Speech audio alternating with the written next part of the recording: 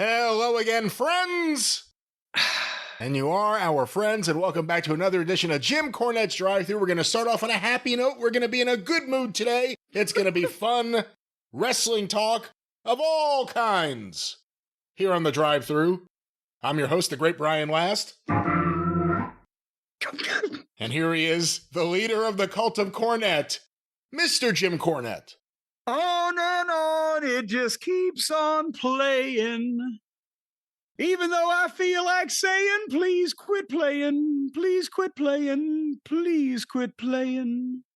Brian, how can you say we're going to have a happy show today? Don't you know the world is falling apart around us? The news is horrible from all fronts. I was watching the news earlier. Did you hear what happened in Chicago? In Chicago, right in the middle of broad daylight on the street in front of witnesses. Did you hear about this, the Chicago incident? No, I have no idea what you're talking about, no. There was a midget walking down the street and somebody picked his pocket. How could anybody stoop so low? Okay, what is this? Where are we going? How are we starting? And I'm just saying the news is bad, Brian. Oh, it's so bad. I tell you, it's bad. Now, seriously, I watched. It's so bad. I watched the news today here in Louisville, Kentucky on WDRB so I could get the weather news. They say it's going to go from a heat index of 105 today to by Monday or Tuesday morning, we might have lows in the 50s. So I wanted to hear that. But along the way, I heard, guess what happened over in Jeffersonville, Indiana? Not too far from the Feather Bottom Estate.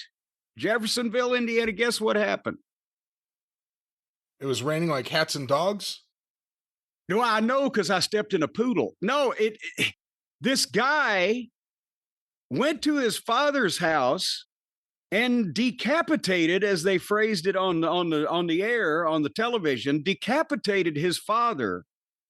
Because at first the news came out, well, we're investigating a murder and there's remains in 2 locations. And then they revealed that the guy went over to his dad's house, apparently, and cut his father's head off and put it in some type of carrying apparatus. I don't know, a bag or a duffel. I understand those are good for heads. And left the rest of dad at dad's house and took his father's head over to his mother's house and said, hey, I just killed dad because he's the most evil son of a bitch that ever lived and walked on the face of the earth. Here's his head. And the authorities were called over this.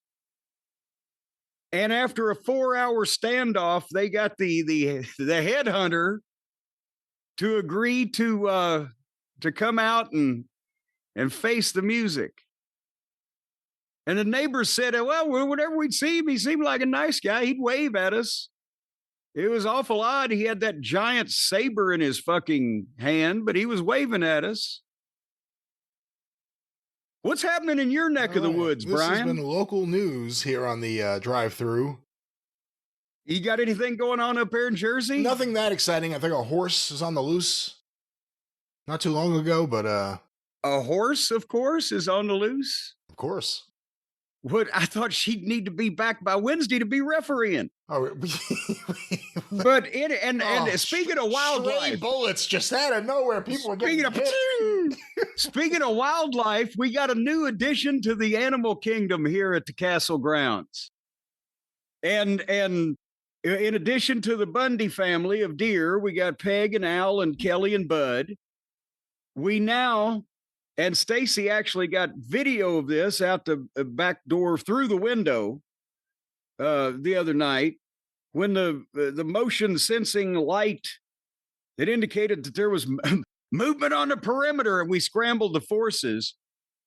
A skunk came right up to the back door there, but not just any skunk, Brian. The skunks, and I've never seen a skunk look, instead of the Pepe Le Pew stripe down the middle, its entire head, not only is its head entirely white, but it looks like it has like a white ponytail. It was a half white skunk just rummaging around and everything. So we named it Sputnik. Sort of looked like Vince McMahon on the documentary the news report there, not even news report, the fluff piece the other day. The warning for plastic surgery. Believe this could happen to you. It's like they do it in the cancer commercials. They ought to do Vince for the plastic surgery, but don't do this, people.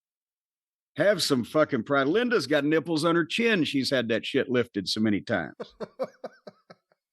But do you know what happened to me last night? I'll tell you something that happened to me last night, God damn it. Just since we're on the subject, we weren't, but I'll put us there. Hotchkiss Featherbottom was here all day yesterday, Brian, because we've got in just a couple of weeks, the big announcement of the incredible new thing that's going to be available at Cornette's Collectibles for the holiday season, which is not too far around the corner. It begins in October for us, so we don't get behind. And we were working on that, and everything was good. And he leaves, and Stace and I were going to have dinner.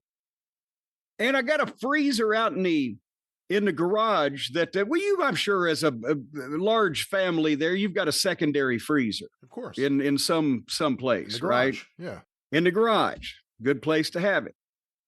Well, it's where we keep the overflow of the stuff you can't really fit in and she's going to get some vegetables or whatever, I don't know. But this is where we got like all that cheese, steak, meat I told you about. We get by the bulk because it's so good, and you cook it up from frozen. And my I just got a box of Provel cheese from Emo's in St. Louis, Emo's Pizza. Brand new. It only got one package out. And they're like 5 pounds of salmon and blah, blah, blah. She opens up the lid of that freezer, and sometime in the last week or 10 days or so, that freezer just said, fuck it. And it's only 15 years old. My mother had the same freezer in the garage here at this house from before I was born, because my dad bought it. He kept the fish in that he caught on fishing trips. So it was probably purchased in 1957. And we moved it out of the garage after she passed away in 2002. What have they done to freezers? Just built to be obsolete after 15 years.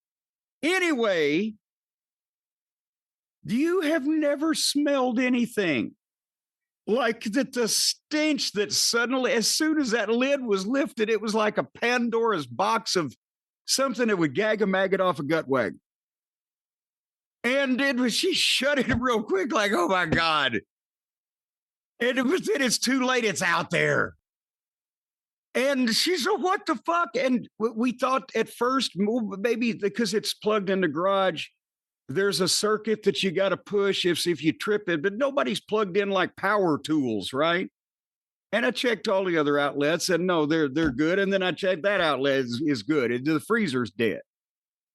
So 2 fucking hours it took me to round up. I had to get plastic bags and the plastic garbage bucket, but I needed gloves and I had fucking protective foot gear on and fucking a little at a time because I'd have to walk away and breathe.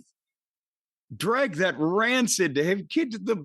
There was 2 racks of ribs in there, baby back ribs, from when if it ever got cool enough to cook out, which it's about to do in 4 or 5 days. They've been in there for 2 months. And they had, whatever happens with the gas and the combustion of they were blown up like balloons, the plastic wrapping around these things. Wow. To where if it had popped, I'm sure it would have exploded botulism all over me.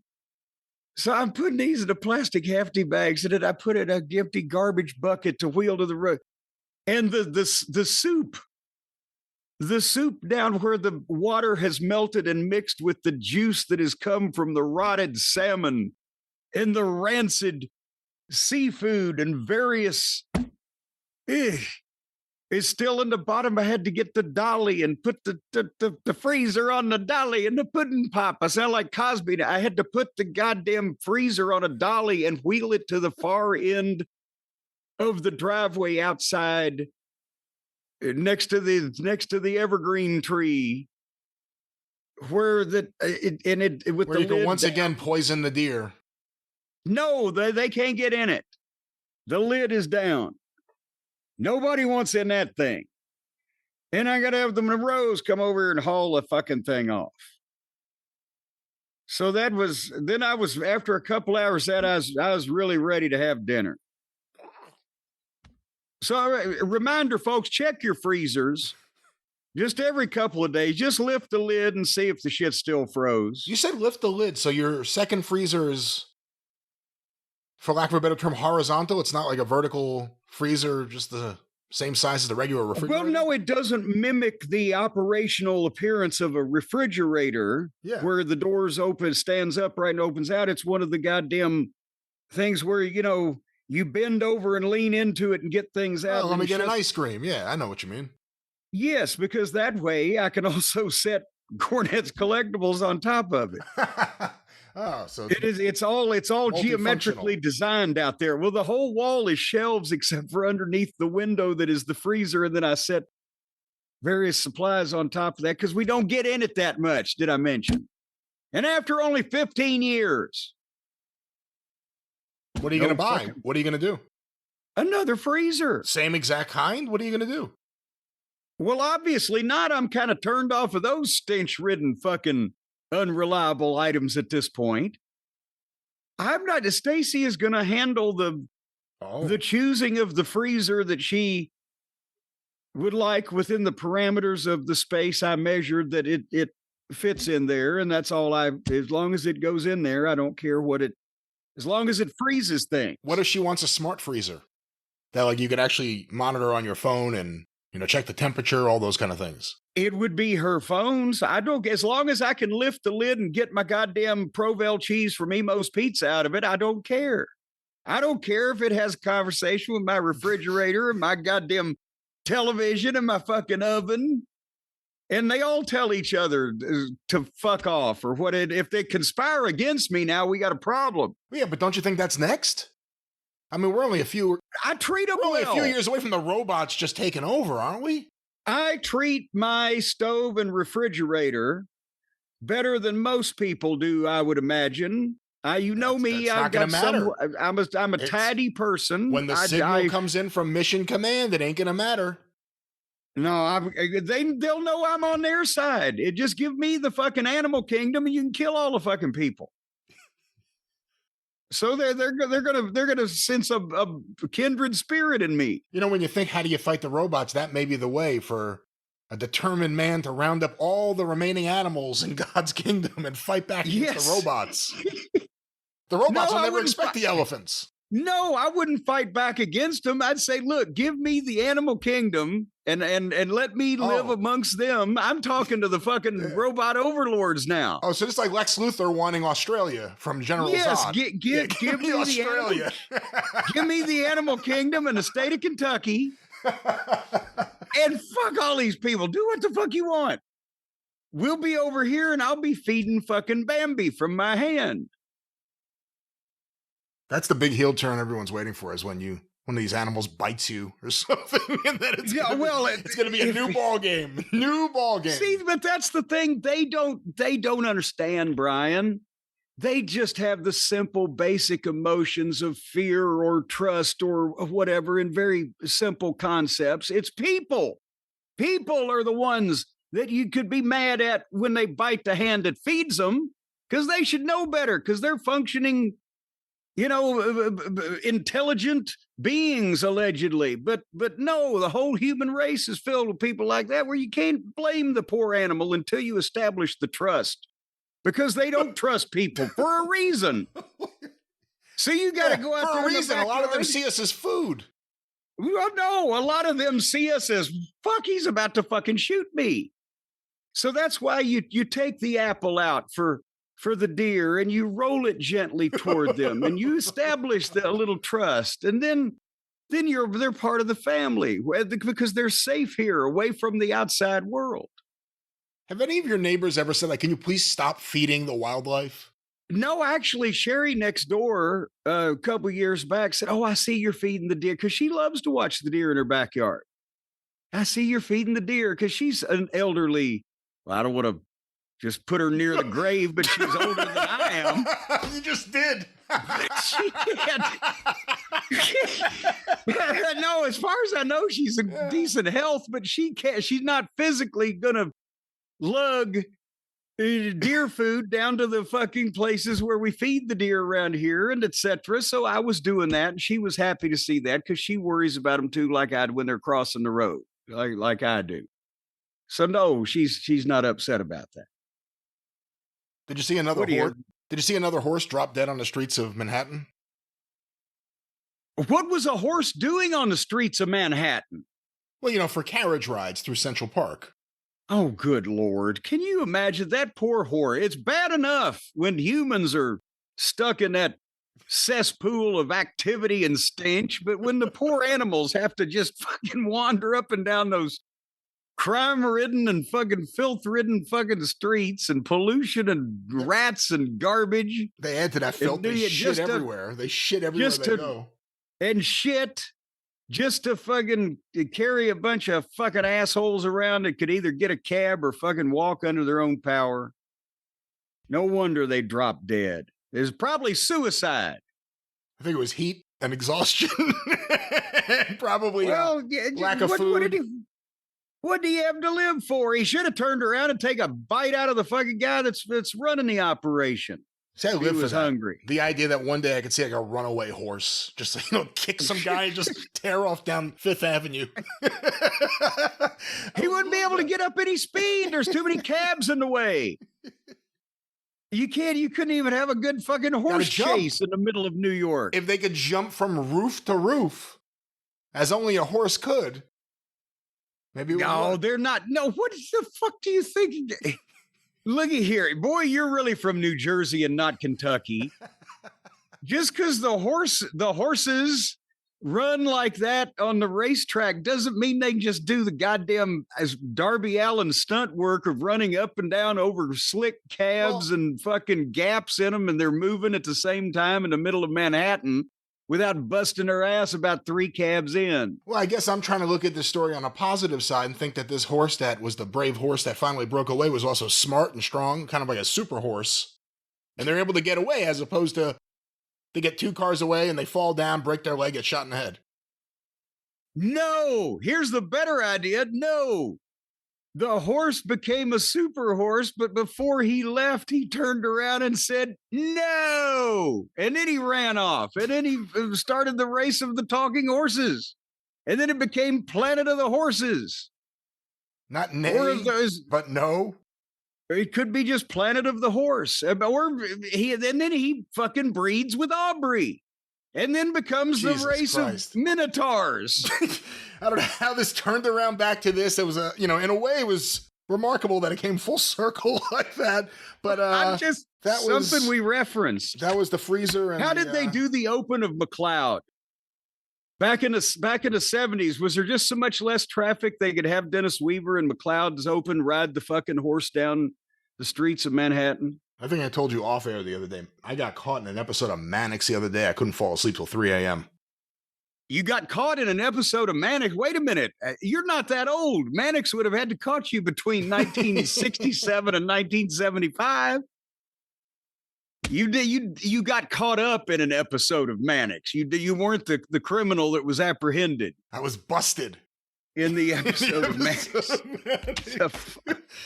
Well, here we are once again. That was happy talk, I believe. Happy enough. I don't know. Yeah. I don't know. Well, what I do know is that there's always great deals, and there are certainly some big ones coming in the future at Cornette's Collectibles. Yes. At JimCornette.com, I should say. Well, or either, it's synonymous at this point. They know where to go. The people out there, they know where, and I tell them where to go all the time. JimCornette.com for Cornette's Collectibles. And I may be speaking out of school. I don't know when you're going to hear this, ladies and gentlemen, but as on or around August 21st-ish, 22nd-ish, depending on his other workload, Hotchkiss Featherbottom will have completed the uploading of 2 brand new photographs that you can have personally autographed from me to you or to anybody else, or you can have them say, fuck you. It doesn't matter to me. Just send the money and make the order, and I will take care of the rest. 2 new pictures. One is a classic from the 80s, my boy teenage idol era. And one is from my most recent photo shoot, which still has happened a couple of years ago, but here in the office, because people have been wanting to see some photographic evidence they can put on their wall of what I look like these days. So we actually got a new picture. And it's a very intriguing pose. I won't spoil it. I can't wait till you see it. But that's going to happen. And the thank you, fuck you, bye t-shirts are, well, they're not being discontinued. They're just not being reordered. We are eliminating the stock of those to income some more things for the holiday season. So the remaining thank you, fuck you, bye t-shirts, if you've been on the fence, are on sale for half price. What more can a boy do at JimCornette.com? And all the other good stuff. All the other good stuff. And speaking of good stuff, we'll probably get to some of it after the modern WWE. Yeah, as soon as we get to the good stuff, ladies and gentlemen, we'll let you know. But before we get to the modern stuff, I sent you a video because I just discovered it. It had been up for a little while, apparently, as part of the Savoldi wrestling catalog, whatever they've acquired or licensed or talk people out of. I don't know what's going on over there. Okay, well, it's very obscure, yes. It surprised me too, but go ahead. But it's footage from seemingly Louisville Wrestling TV, taped in Louisville, I would imagine, or somewhere near there based on some of the things that are said. And it's George Gulas as a commentator with that very unique commentating style, that very unique way of speaking. That very unique voice where his tongue got in the way of his eye teeth so he couldn't see what he was saying. But what exactly was it? Because what it is George Gulas asking maybe a dozen, maybe slightly more fans, just their very basic thoughts on what's happening, and then they walk off and the next person comes out. Well, what was this? Okay, and first of all, it was on the Savoldi's YouTube channel that they released, and it's a teaser for possibly more things to come because there is more of that episode. I was fortunate enough, I thought I'd mentioned that I'd seen this to you, but I guess I hadn't. Fortunate enough to be included in the inner circle because of it was in Louisville and I was intrigued. And apparently in a variety of the tapes that they have accrued from various sources, the last, and I'll tell people how it came to be before we get finished with this, but the last Louisville live studio TV wrestling show still existed on one of the old 2-inch videotapes. Wow. And it had never been taped over because it was the last one, as far as I know. And when it was picked up it got put on a shelf and it went wherever, right? This thing, it's from 1973. So they'd had it for years, but it was just labeled Gaga and it wasn't high on their, importance list.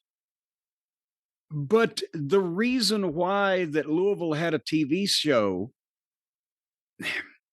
it's not exactly for sure or for certain. And of course, bless him, Jerry Jarrett lived this business for almost 50 years. So sometimes his memory was either a little faulty or might have weighed more heavily in the favor of him being right about something. But what had happened is Jarrett's Louisville Wrestling Enterprises that was running Louisville, with his mother, Christine, was the promoter of record at the building at the Louisville Gardens. And they had 2 television airings during the, spring, summer of 1972 on 2 different stations. One was the Memphis show that Jerry was the booker of and primarily responsible for, but because they got a second airing on another station, instead of airing the same show, Nick did goddamn 5 live studio shows in a weekend: Chattanooga, Huntsville, Birmingham, Nashville at one time. And so they just used one of Nick's shows that also featured some of the same talent. And they had two or three more interview segments to plug the live matches in Louisville, right? So why not? But for some reason, we've talked about when Phil Golden's All-Star Wrestling and Angelo Poffo was involved and was running the same towns, went to the same TV stations, running the same territory that the Poffo's ICW would run several years later. Phil Golden, his TV ended up on, as I recall, and my book is not in front of me, but Channel 41. No, I'm sorry, I tell a lie. It went the other way. The point is, instead of Channel 32 and Channel 41 both having Jarrett's affiliated wrestling programs, Phil Golden's TV popped up on Channel 32, and Jarrett began doing a live studio show in the WDRB studio in Louisville here at the same time, pretty much.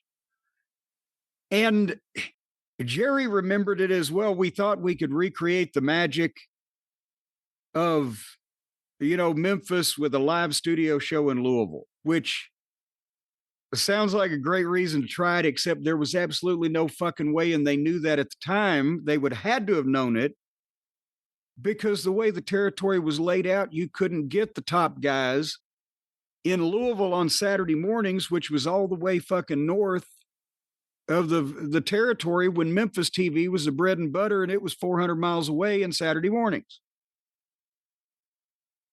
And so, so George Gulas is on this tape. Is he the lead commentator on the show? Yes. Oh, more on that in a minute. Because that was the first thing against him. And they did it for a while, and then they started advertising, because they would advertise, this is the only live Louisville wrestling taped or shown from the studios of blah, blah, blah, to counteract Phil Golden's show being from Paducah. And that was a strategy. But then they realized, it's sad if we can't do a decent show on Saturday. So they started taping it in the WDRB studio, but on like a Thursday, I think, when the guys had done Louisville and maybe over to Evansville, or then they'd come back and do that and then shoot off somewhere south on Thursday night, maybe to Nashville, and they'd show it on Saturday. But anyway, point is, after about 9 months, the whole thing went away. Golden's TV went off the fucking local stations. Jarrett, the studio show, that was the end of it, the one that we're talking about, and everything went back to, he would have a show on a couple of different stations. I think, in looking at all those things and just trying to figure it out, that maybe Golden had caused enough of a stir trying to get on that Jarrett had to WDRB, we'll do this show right here with you guys and blah, blah, blah, something like that, or the station wanted it, or why can't we have, instead of just a tape, whatever. And he was just doing that specifically somehow to counteract Phil Golden, which the show Golden was doing, I got a kick out of it, but it didn't need a lot of counteract. So, like, for instance, on the clip we're talking about, George Gulas asked some of the fans about Lawler, White, and Bass. Were they there? Were they in the studio for any of these shows? No, that's the thing. They weren't in the studio on that show. Now, they had been there every once in a while, but more important, they needed to, especially when they went to the taped version. But it was a low energy, small crowd, but low energy show, because they had to stretch everything out, because there wasn't a full group of guys, no matter who was on it. And they were tired. They're especially when they're stopping by on a Thursday or a Friday at one point or whatever in the afternoon to wrestle on the way to somewhere else to wrestle. right? So it just didn't have the oomph. And also, did I mention George Gulas? You did, was the announcer. Because that was Nick's, influence. Well, we'll send George. And I think Lynn Rossi was on the other part of this program. Yeah, he's at the desk too, yeah. Because Lynn did, there's films that exist from Nashville, from the Gulas in Nashville, Birmingham, Chattanooga, from the mid-'70s, of Lynn just doing the commentary on the match in the arena with the film camera, just by himself, just on a microphone. And bless him, great wrestler, wonderful human being. He was not an announcer, but he had been Nick's booker for so many years that Nick just said, well, Lynn, you go out there and tell him, what they're supposed to think about this thing. You see what I'm saying? Career ended short, obviously. Yes, he had a car accident and fucked up his ankle so badly that in 1972, he would still have been wrestling at least another 10 years. I can't remember how old he was, but he was in great shape. But yeah, so that's the thing is, and Lynn's just dry, and it was a dreary show. But I mean, most of Nick's studio shows, once you had seen the Memphis show with a lot of the same guys, but just more energy and everything, most of Nick's shows were a little blasé by 75. Nevertheless, the reason why also this was the last one, and I knew it was going to be the last one done in the studio there. So I can't remember who's on it now. I've got this information, but you hit me with the question with no notes. But there was like 2 long matches and an interview with Brian. Have you ever heard of Stu Phillips and the Balladeers? No. Was that the person he mentioned at the end, the Grand Ole Opry singer? Yes. Because I swear to God, hold on. Wait a minute. I can reach. Oh, tell me you have the record there. No, hold on. Oh, God damn it. I got to get off the headphones. Ripping hold tightly. on. Just play your organ.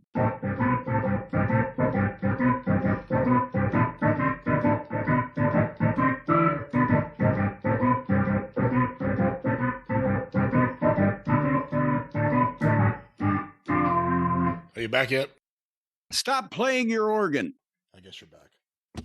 Hold on here. I'll tell you exactly what was going on. I just got my book. Brian. And what it was, the date was, hold on, the date of that telecast was, it would have been on Saturday. Were they on Saturday? Yes, it would have been Saturday, May the 5th of 1973.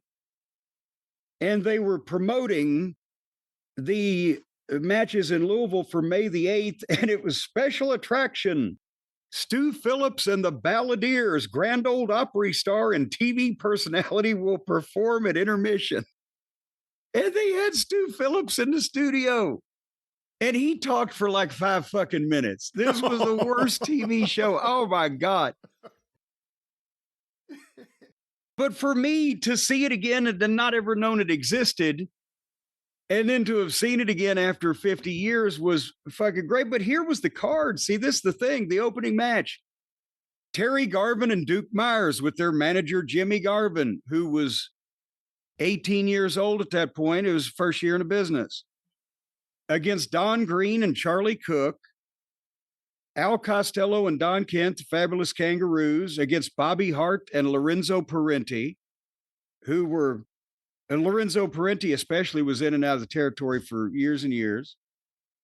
And they're the third of 3 matches, return 6-man grudge tag team match, Jerry Jarrett, Jackie Fargo, and Tojo Yamamoto against Jerry Lawler, Jim White, and Sam Bass. And with all due respect to the people in the first 2 tag team matches, the fans could have given a shit who was in those matches. They came to see and they'd give a shit about Stu Phillips.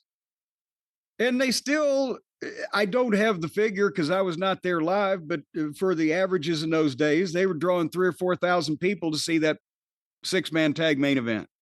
What do you make of Stu Phillips? I mean, is that something that's part of like we're trying to really show the other side what we could do? Or is it someone asked a favor? Hey, could you get him on your show? What is that? No, because here's the thing. They just won the war. Phil Golden showed, now that I'm looking at this, I'll fill you in. On May the 1st, the advertisement was, watch the only championship studio wrestling produced live in Louisville and shown the following day. So it was Friday, like Friday at noon or whatever, before they headed to fucking Memphis. It's shown the following day exclusively on WDRB TV channel 41, Saturday from 2 to 3 p.m., right? The next week, the ad says, watch All-Star Championship Wrestling returning to WLKY TV channel 32 on Saturday, May the 5th at 11:30 a.m. and WDRB channel 41, Saturday from 2 to 3 p.m. So Golden show went away. Jared had 2 shows again. The studio show ceased to exist. All at the same time. So they couldn't wait to get out of that fucking thing. Did you know any of the fans that were interviewed? Did you recognize any of them? No, see, I wasn't going. That was before I was even going to the matches. It might not have been a full year. I'd figured out all this shit was on television. And for a while, I asked my mom, right? Can we go to the matches? And she said, Jimmy, we're not going downtown after dark or whatever. And then finally I talked her into it. And then she was like, well, Jesus Christ, there's 4,000 people here and it's all lit up. What the fuck? We don't really have to worry about being slaughtered. So you saw the Phil Golden TV. How did you discover that? Well, because when I found out about it, that's the thing. Golden had gotten on the air some way after we've gone back and looked at the old ads and etc. in September of 1972. And that's about the time or the summer of whatever that I've found Bruisers TV and then knew to start looking for the thing called wrestling, in the paper, and well, here it became. So, I got probably right before that, because I got used to seeing the regular folks and Nick Gulas, who you can't, even as a child, I can't get that voice out of my head, doing the fucking local promos. And then all of a sudden, here's Buzz Benson with, Giant Frazier and Sweet Daddy Watts they were the world's largest tag team, because Frazier was 425 and Sweet Daddy Watts was like 400 pounds, but he was only like 5'6". So it was an amusing contrast. And that was Gorilla Watts. Yes. For Gunkel. Yeah. So up against Cowboy Bill Watts as a booker, they all of a sudden booked this guy as Gorilla Watts. Yes, and it was complimentary. It was a shade beyond uncomplimentary. But anyway, point is, so all this, it was happening, so I was able to see these 2 shows, but at the same time, and I remember Golden's being on Saturday nights, because if I was, after 11 o'clock, I'm watching TV every once in a while, I get my mom to fix pancakes, where I could have pancakes and watch the Von Brauners and Saul Weingeroff talk bad about Frazier and Sweet Daddy Watts. And the best for the Sweet Daddy Watts, obviously, I guess people don't even remember, much less take this for granted, but he had a pronounced stutter, and they let him do promos. And between Frazier, between the folksy neighbor, promo that he did, and then Sweet Daddy Watts would just try to thank the audience for their support, and it would literally be like somebody firing a machine gun of blah, blah, blah, blah, blah, blah, well, thank you. And that's all he'd say sometimes. Or he'd get mad, and it was even worse. It was just, it was local television. What can I say? How shocked are you this tape exists? Oh, well, and again, I was very shocked, because I wouldn't ever have dreamed but what they were doing, because I watched Teeny, Miss Jarrett do it years later, the same thing with different station. Every week when they came to Louisville, they would drop the tape of the next week's TV show at the TV station personally and pick up last week's, take it back to be taped over. And that's why I say the reason why I think is because this was the very last one. It was picked up and taken back, but not taped over to send back because they were sending a tape from another station to blah, blah, blah. And so that's how somehow it might have ended up sitting on a shelf. Is it unreasonable to think there may be more episodes from that run that weren't taped over? That's the problem is, especially the way these things might have been labeled. I don't know that Savoldi has any more. If not, maybe he's holding out on me, but they could be floating around anywhere. One time, I swear to God, Frazier was the king of discount shoes and clothing and flea market and swap meet type of sales. I've heard a story that he helped them clean out the office at one point in the late 70s and took a bunch of the tapes over to the flea market and sold them for blank tapes. And I mean, there's all shit. It just, who knows?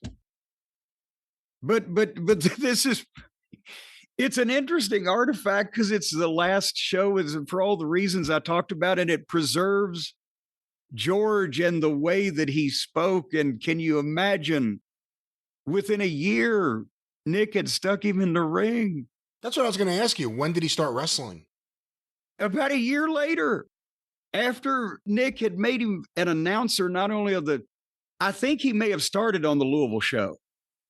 I think that may have been where because they had other, at least experienced announcers in Chattanooga, Harry Thornton, and Birmingham was Sterling Brewer. And so Mike Duncan had done Nashville. So he probably said, well, give George a chance to do the show in Louisville. And they didn't need him anywhere else. So there it was, right? And then he made him a special referee. I can't remember the date, but when he became a special referee, his name was in bigger print than the goddamn people in the main event. Special NWA referee George Gulas, and it'd be like Luthez versus Buddy Rogers. Was it already George Gulas? Oh yeah, except the first round of publicity pictures where Nick had pictures of George taken with every baby face in the territory. And then they had all kinds of them made up. And it would say, George Nick Gulas with so-and-so. And he was using George Nick Gulas because Nick, I guess, I mean, that's his legal fucking name. But I think Nick thought that it would get him over even more if they absolutely were certain. Oh my God. That George was his son. Because he's been on TV for 40 years here, right? I mean, that's the thing. I don't know what Nick Gulas' accent is exactly, and I've seen footage of him much later in life, but I've heard you do this for years. But then you hear George, and it's like, okay, it's kind of like his dad, but there's a whole nother thing. Like, it's hard to figure out why they're talking like that. Well, you see here, let me tell you this, boy. You see here, the Gulas family was Greek. You probably know more Greek people than I do living in the Northeast. It doesn't, but also I don't want to say impediment of speech, but just whatever. And the pattern and the staccato nature sometimes. And then George took all of that Nick had and emits it through his nose. So you've got that extra component of nyeh. And it was, but yeah, a TV announcer, then babyface special NWA referee, and he was in the ring months after that. That footage, and you know it so much better than me, the Luke Graham match where George Gulas makes the save? Yes. I think it was Nashville, but maybe you'll tell me I'm wrong, but when was that? That is probably... I'm going to say 1970, and it could be one of these deals. Oh gosh, it was December 74, but I'm going to say some point in 1975, just off the top of my head.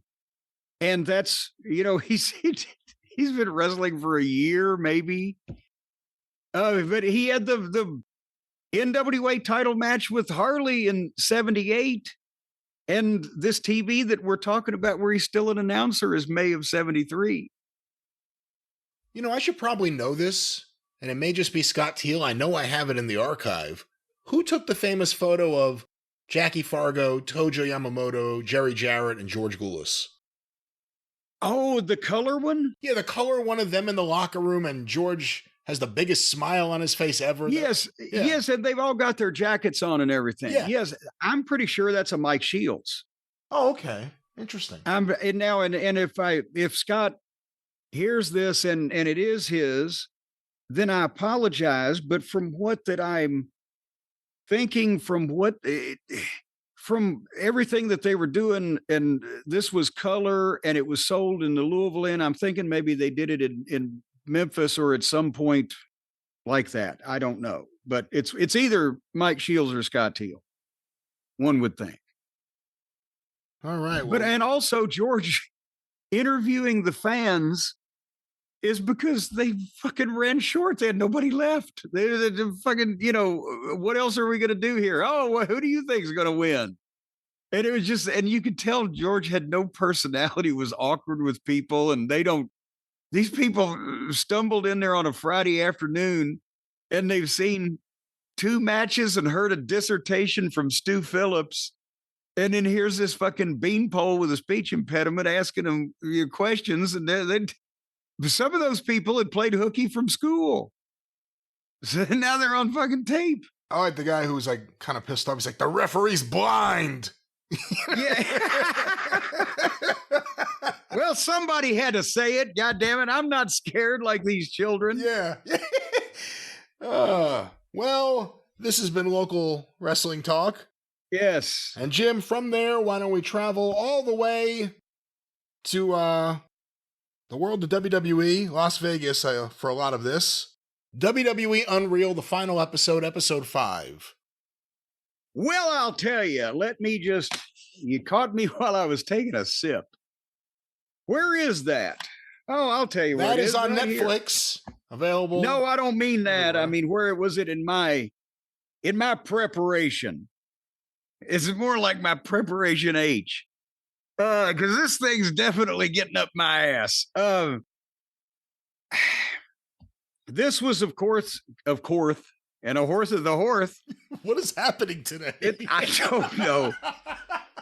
Well, I'm telling you, I got to have this tooth pulled. I've told you about that. Yes. This was the month leading up to WrestleMania. And then of course, the big climactic 2 nights of the big event. And they started out the show. Tell me what you think, Brian. But they started out the show with talking about Cena's heel turn, and there's the big talking head of John there. And, you could tell they were magnifying the booze, but they also reminded us of all the horrible things that he said during that time. Yeah. And this is now playing right after he's apologized. And you would think they wouldn't want to remind people. But I forgot when he was cutting that promo and he like pointed out some kid in the crowd and he like went after him. They showed the kid just standing there. I forgot about that. And fuck you little shit. As Ole Anderson used to say, all the little dumb shits in the dumb shit family. And then they led to a writer's room meeting. They're trying to build the story. Is Jay going to stand up under the pressure of all that we're giving him? Or that we're putting him over? Is he going to stand up under all the pressure? And they're doing the same thing we do. We critique his work, but they're doing it in their own company to their own guy. It was the writer's room Zoom meeting where we got to see all their cherubic faces peeking out at us from multiple screens. It looked like goddamn Brady Bunch if nobody ever got laid. And they're talking about Jay Well, he's been blown up and he missed the dive, and they showed him falling over his ass over tea kettle, missing a dive. And he's struggling under pressure. And again, I'm like, dude, I know they're trying to make everybody human, but a lot of your heroes aren't supposed to be human. And besides that, do we need to air the dirty laundry with, again, all of these fucking moon-faced writers that are just mugging for their Zoom camera? Yeah, we know. We might have to just take this away from him. What did you think? See, how manufactured was all that? Because, again, we're not fans of his in-ring work, but he has done an amazing job as a personality and a lot of the big promo segments of the last few years, facial expressions. Everything other than like work. Yeah. I really, really like him, and he seems to have excelled ever since Stephen P. New got them yeet. But they were making it out like master. They were making it out like he was gonna. I mean, when they say these pressures or live up to these standards, are they talking about like just doing media and waking up and flying around everywhere, or what exactly? Well, no, because they're trying to. And to be honest, I think they've done a good job of building this up to where these guys and girls are always about to fucking crack under the goddamn pressure of this. And that if he can't carry the ball, we'll have to throw it to somebody else type of thing, where they're that kind of competition that they believe that will make people think, well, that's real, even if it's all horseshit they're telling them what to do. But they overshadow, and there is something to that.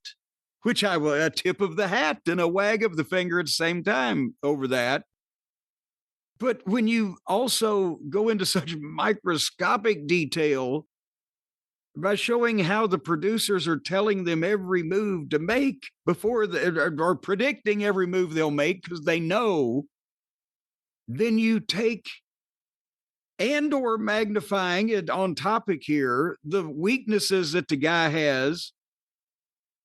You take away from the oomph of, I don't know, do we want to know that, the guy is fucking up, in that many different areas where we're trying to accentuate the positives. I'm just a promoter.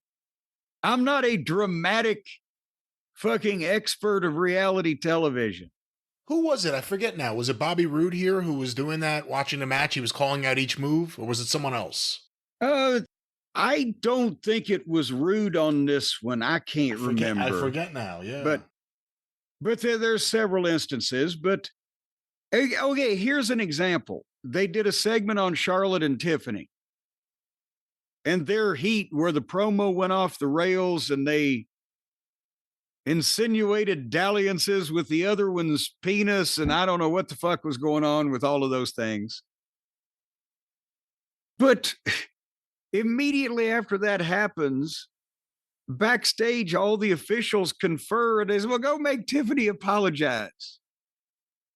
Well, here's now, instead of making people know that they really got pissed at each other. So instead of letting us have that, then immediately one's told to go apologize. That's not the way we do things around here. And then when they go out and have a match, which is later on in the show, but I'll spoil the finish because it happened in April. They go out and have their match, and it was stiff. And I believe we halfway liked it, right? Is that one of the things that we didn't take the piss out of? And I remember wondering about her tooth, what was going on. I'm glad to see they had no idea either. And then we see that, and then they come back and hug each other and thank each other. Even the shit that happens that is real, they will immediately then make people apologize for publicly. I'm not saying there shouldn't have been an apology. And I'm not saying there shouldn't have been a hug. But I'm saying leave us not to fucking slit the throat of the Easter Bunny before the kid's too old. Just to coin a phrase. What do you think of clapping for everyone? Like that gorilla becomes like just this area where everyone gathers to clap for the person when they come back. What do you think of that? Well, again, now it's expected, I guess, and people would be offended if it didn't happen. But I mean, every once in a while, most of the time, there was, when a guy came back from having a fantastic match, it was the locker room, not the gorilla, because there wasn't gorilla, because it didn't need to be gorilla, because it wasn't on television. But in the 80s, when TV ramped up, if guys were at a monitor where the fucking guy that just came from the ring would be coming through the curtain on his way to the locker room, you can imagine this setup, and they see him. There was occasions, mostly for flair, where the guys would applaud because, well, there's the guy and we just saw him. What a match, right? But it was never a ritual for everybody to come in and hug everybody involved just right there. You went back to the locker room unless it's a long goddamn way, or it was a dark spot. Hey, with two guys. Hey, thanks. Boom. But there wasn't ceremony around it. I don't know. It's like that thing that Howard Baum said it a long time ago. They're like theater kids. I think, what did he say? Swole theater kids who work out.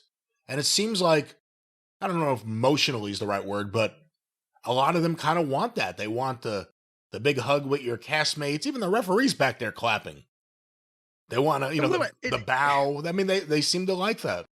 And I mean, that's the thing at the house shows, right, guys, because there were no phones, no internet, no prisons, no workhouses. So guys would watch the matches. And when you came back through the curtain, if the other 6 heels that were on the show, if there was 4 of them that were watching the match, hey, they wouldn't even applaud necessarily, but wow, you tore the house down. Some element of encouragement. Yeah, hey, thank you. And that made you feel good because you already knew you did because the fucking people were reacting.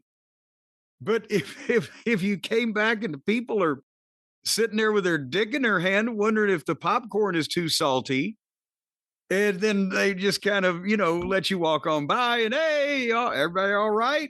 I mean, you literally see people stand up clapping while still watching their monitor. They're not even looking at the person they're allegedly clapping at. It's almost like, yep, it's time to clap.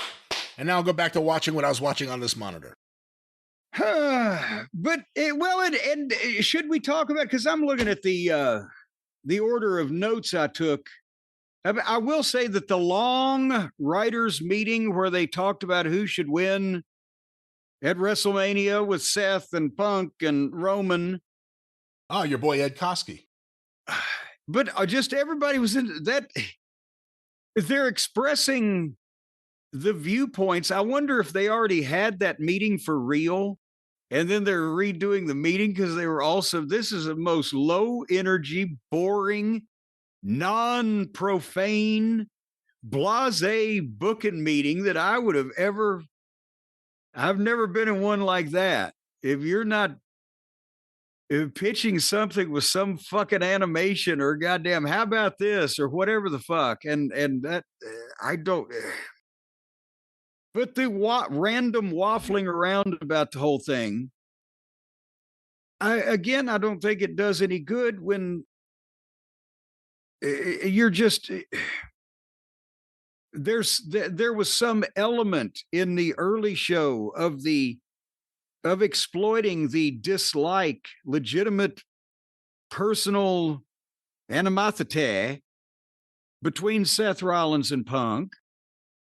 And you have Heyman who can blur people's lines in just a personal one-on-one conversation. And you could have, you could do some things and, et cetera. But now here's another thing I was going to discuss. That's what I was looking for is everybody is a goddamn nervous wreck. These guys and girls, I've never seen, and I know I haven't been around the fucking locker room in a while, But Rio was talking about, I have panic attack or panic attacks or an attack. She said she last had it year last before year. Mania. In the makeup chair, she said she had it, I think, right? Yes. And I've never seen the level of stress. I've been around a lot of wrestling shows in my life, is the point that I'm making. And I've never seen the level of stress on the talent as they have now. And I know, yes, everything is bigger and more grand and glorious. Is it that, or is it also because now they realize they've got to fucking fall through fucking fully stocked Home Depot for the night or what? I don't know, but it's a shame, because that used to be the happy place, right? And the big show used to really be the happy place, because my God, we're going to get a fucking big check for this.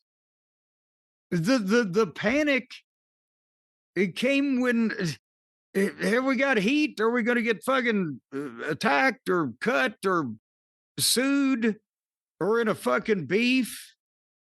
Are we going to court? Panic is, I'm hurt. Am I going to have surgery? Not remembering spots. Am I going to be, well, and guys, panic. But that wasn't panic attacks before the match. Well, a guy would fucking have a brain fart, forget the fucking spot.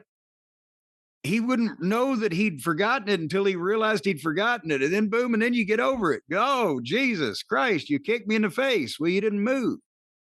But the dread or the nerves of beforehand, the only time that I get the panic when a big show, if the house was going to bomb, and, that was a panic attack.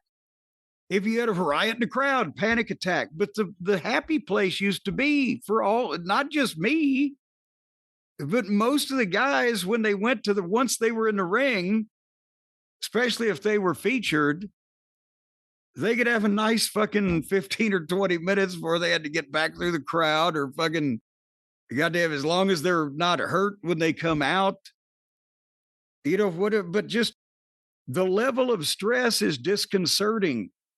That used to be the one thing, when you get in the ring, you're in charge of everything. And everybody hugs and cries. There's a lot of crying now. Yeah.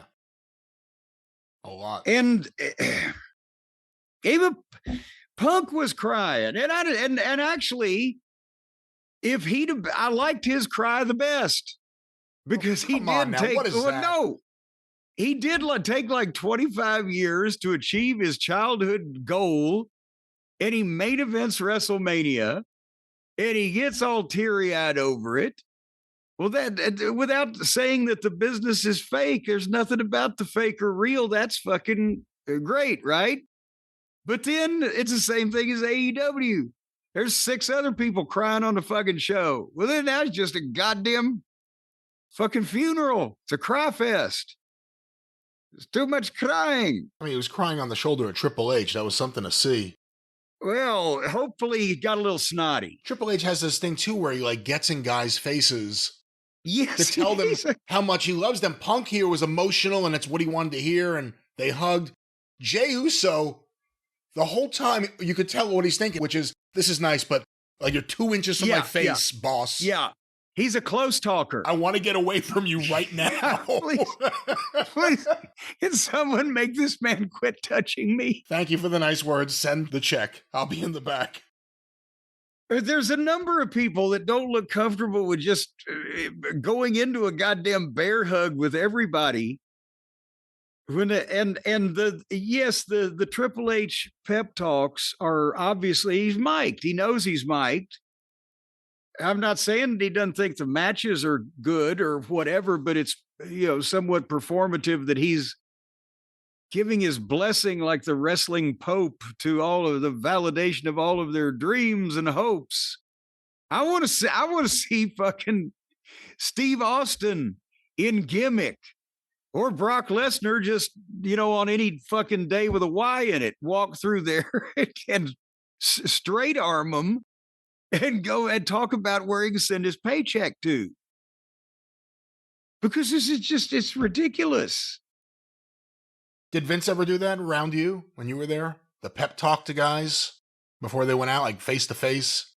Belly to belly. Yeah, yes, but a pep talk in terms of instructions on the way out of make sure you do this, that, the other thing, you can do it, whatever the fuck, boom. And on the way back, great, pal, excellent, just what we needed, that type. But there was no, even with Vince, there was no goddamn dry humping and simulated rabbitication or whatever the fuck going on. Now they're humping each other over hitting a fucking hip toss. Becky Lynch knocked Michael Hayes' hat off, and he is as bald as a cue ball on top. That's why he's always holding on to that hat.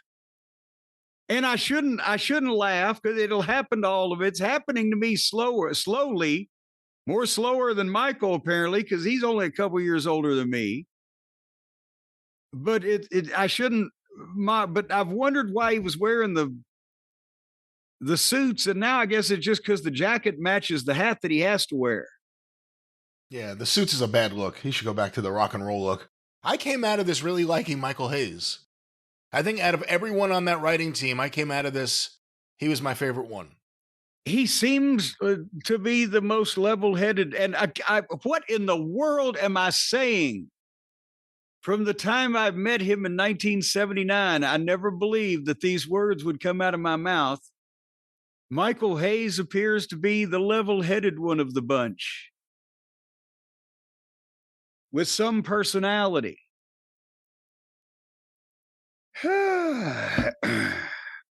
So, anyway, they just did Cody Rhodes. They gave him a hotel suite with an echo. Did you see that fucking joint? Yeah. I think one time at WrestleMania, we were like in Chicago at a fucking, can't remember, it might have been a Travel Lodge. Vegas. He gets a hotel suite that you can play baseball in. It dragged on a while, and then Rhea talked about the panic attacks, and then they did the package on the women's three-way with the producer in the back. What's his name? Jason Jordan? Was he the one that did the girls, or was that the night after? Oh, Jason Jordan was the guy I was thinking of that was calling the spots. That's who it was. Okay. Yeah. Well, regardless, he's done one of them here, but this is just night one, right? Oh, and I didn't mention Rhea Ripley went to a cool store in Las Vegas. I would actually go to that store if I was in Las Vegas, but I wouldn't travel to Las Vegas just to go to that store. But the three-way, everybody hugged and cried. Then it was, this was night fucking 2 already. Did I skip something? Yeah, whatever. Point is, the Heyman turn. Did you skip the Heyman turn? Oh, the Heyman turn. Yes. I was skipping ahead looking for goddamn who I was blaming for the other shit. Yeah, you wanted to talk about Rhea going to a cool shop, as you put it. Oh, no. The goddamn, and Jay and Gunther.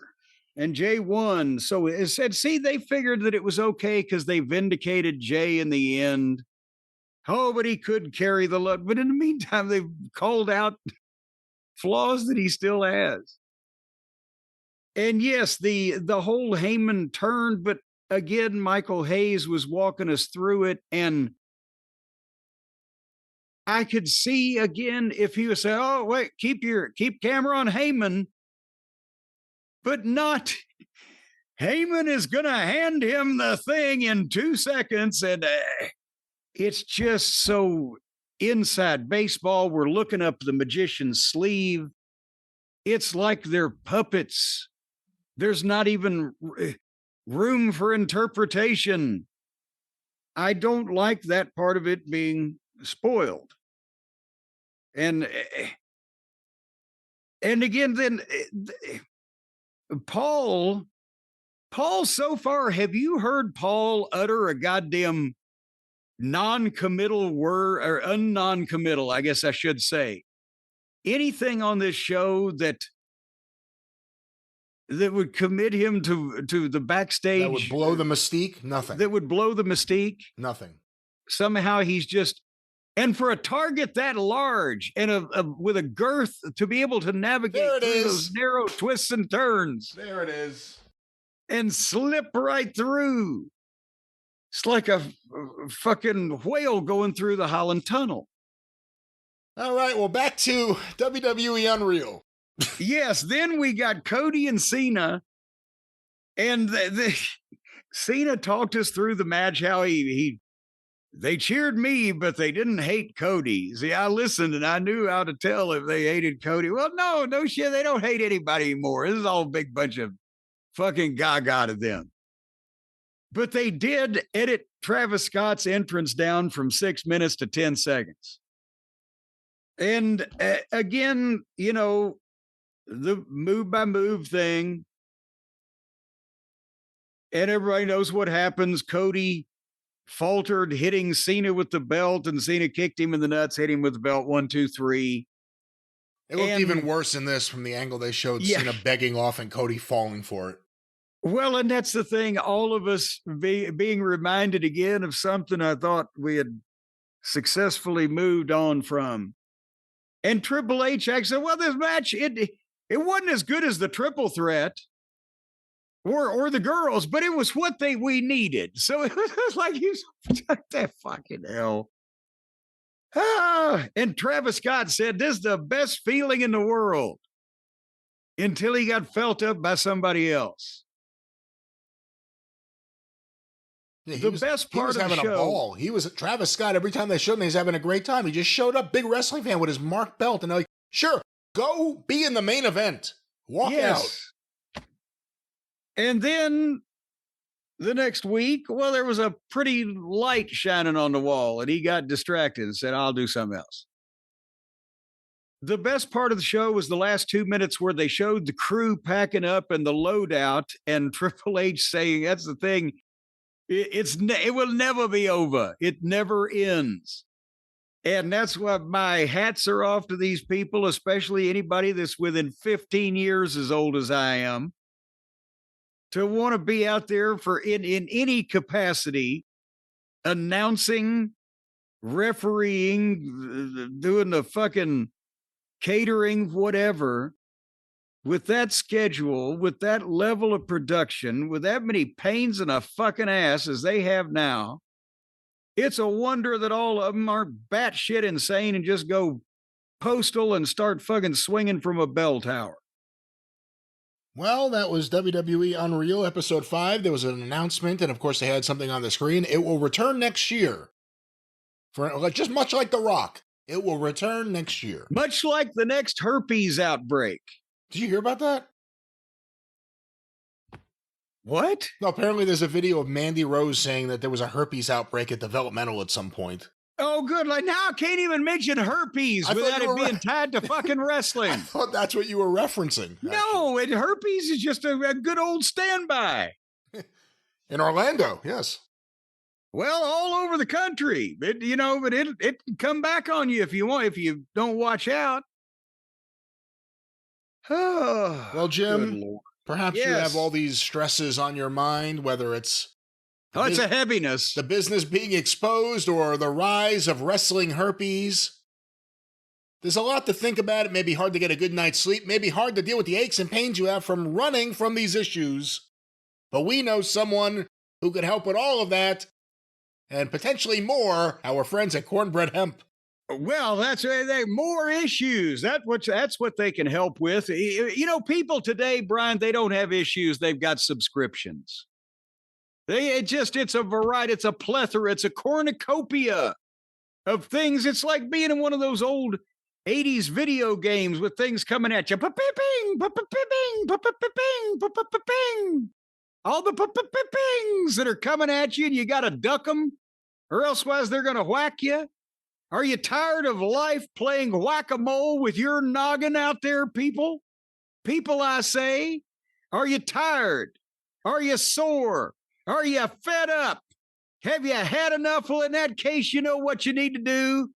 Don't open the window and scream, I'm mad as hell and I can't take it anymore, because some nut will shoot your ass. What instead you do is stay in your own home, and avail yourself of the opportunity for the full spectrum CBD gummies in watermelon, berry, and peach that our friends over at Cornbread Hemp are making. That's right. That's fine products from the best part of the hemp plant, which I found out last week is not the root. I figured it'd be the root, the best part of the plant, because that's where all the life comes from, but it's the flower, which makes sense because it's a pretty flower. And they take that for the purest and most potent CBD formulated to help relieve discomfort, stress, sleeplessness, guilt, misery, gloom, despair, and agony. Oh, me, deep, dark depression, excessive misery. If it weren't for bad sleep, I'd have no sleep at all. So just take some CBD gummies and boom, goes the dynamite. You will be floating on a cloud in dreamland, in slumberland, somnambulistic in your form. You know, as a matter of fact, Brian, you're going to age better this way because it slows your heart rate, your breathing, and everything down to almost a suspended animation. You sleep so good. No, we've gone through this. There will be no suspended animation or even like suspended animation. Let's just make sure we're clear about that here. Oh, no, so you don't get suspended. You just maybe have to stay after school a little bit. We're talking about a pleasant night's sleep. We're talking about aches and pains. We're talking about all the things that CBD can do to help you from our friends at Cornbread Hemp. Well, especially the stress, because you got all that pew, pew, pew, pew, pew coming at you.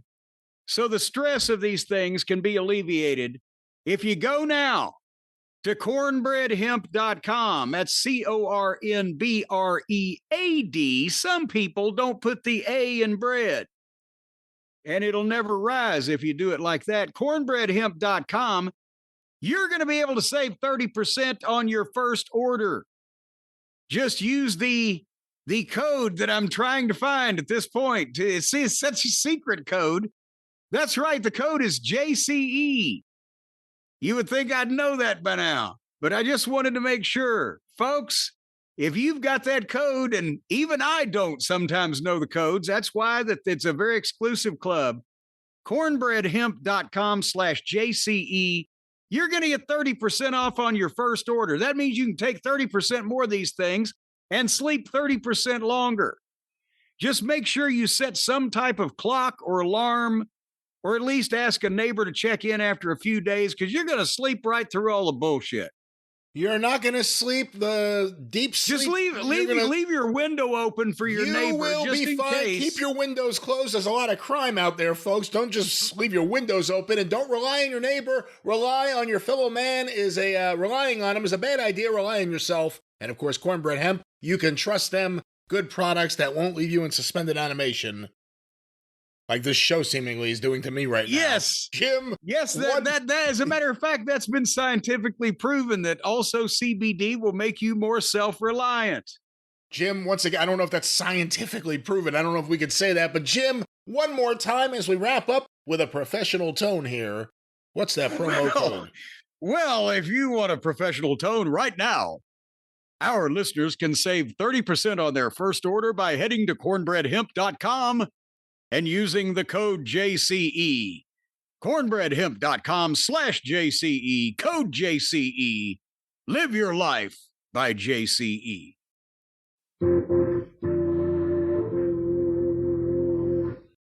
Of course, Jim, that sound means it's time to move on.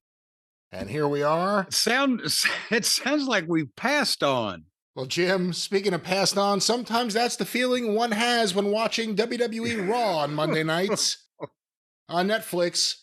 You know it won't go forever, but sometimes it feels like it is going forever, or that nothing happens forever. And there's lots and lots of stars at the beginning and the end, and lots of people in the middle. Let's talk about WWE Raw. Well, you know, I was suitably chastened over the past, and tongue lashed even over the past week or so, because, you know, a couple of weeks ago we pre-taped a show because of our schedules, and we said, well, because people are saying, oh, we're sick and tired of the reviews of modern wrestling. We love the history pieces. So we said, well, we'll do a show of history pieces. And then people are like, well, where's the reviews? We can't Have any fun and laugh at this shit without the reviews. You're doing too much history. What can we possibly do, Brian, to satisfy everybody? So what I was trying to do was watch some of the modern wrestling. It's, as we mentioned over the past couple of shows, going to get harder and harder to do. Are we going to write a list and hang it up next to the TV? Okay, now Raw's on Netflix, but the fucking pay-per-views on ESPN, but the SmackDown is on what? Are we going to have a graph? Is there a pie chart? How are you going to be able to keep this track of this? It's a lot. It's a lot of different places. I saw some sort of image that someone concocted this past week just to show what the average price per year would be to subscribe to everything. And it was, well over $1,100. I forget exactly what it was. I shouldn't name any number, but I saw $100 a month. But not even the cost, but just the goddamn. How hard do people need to work to memorize how to watch?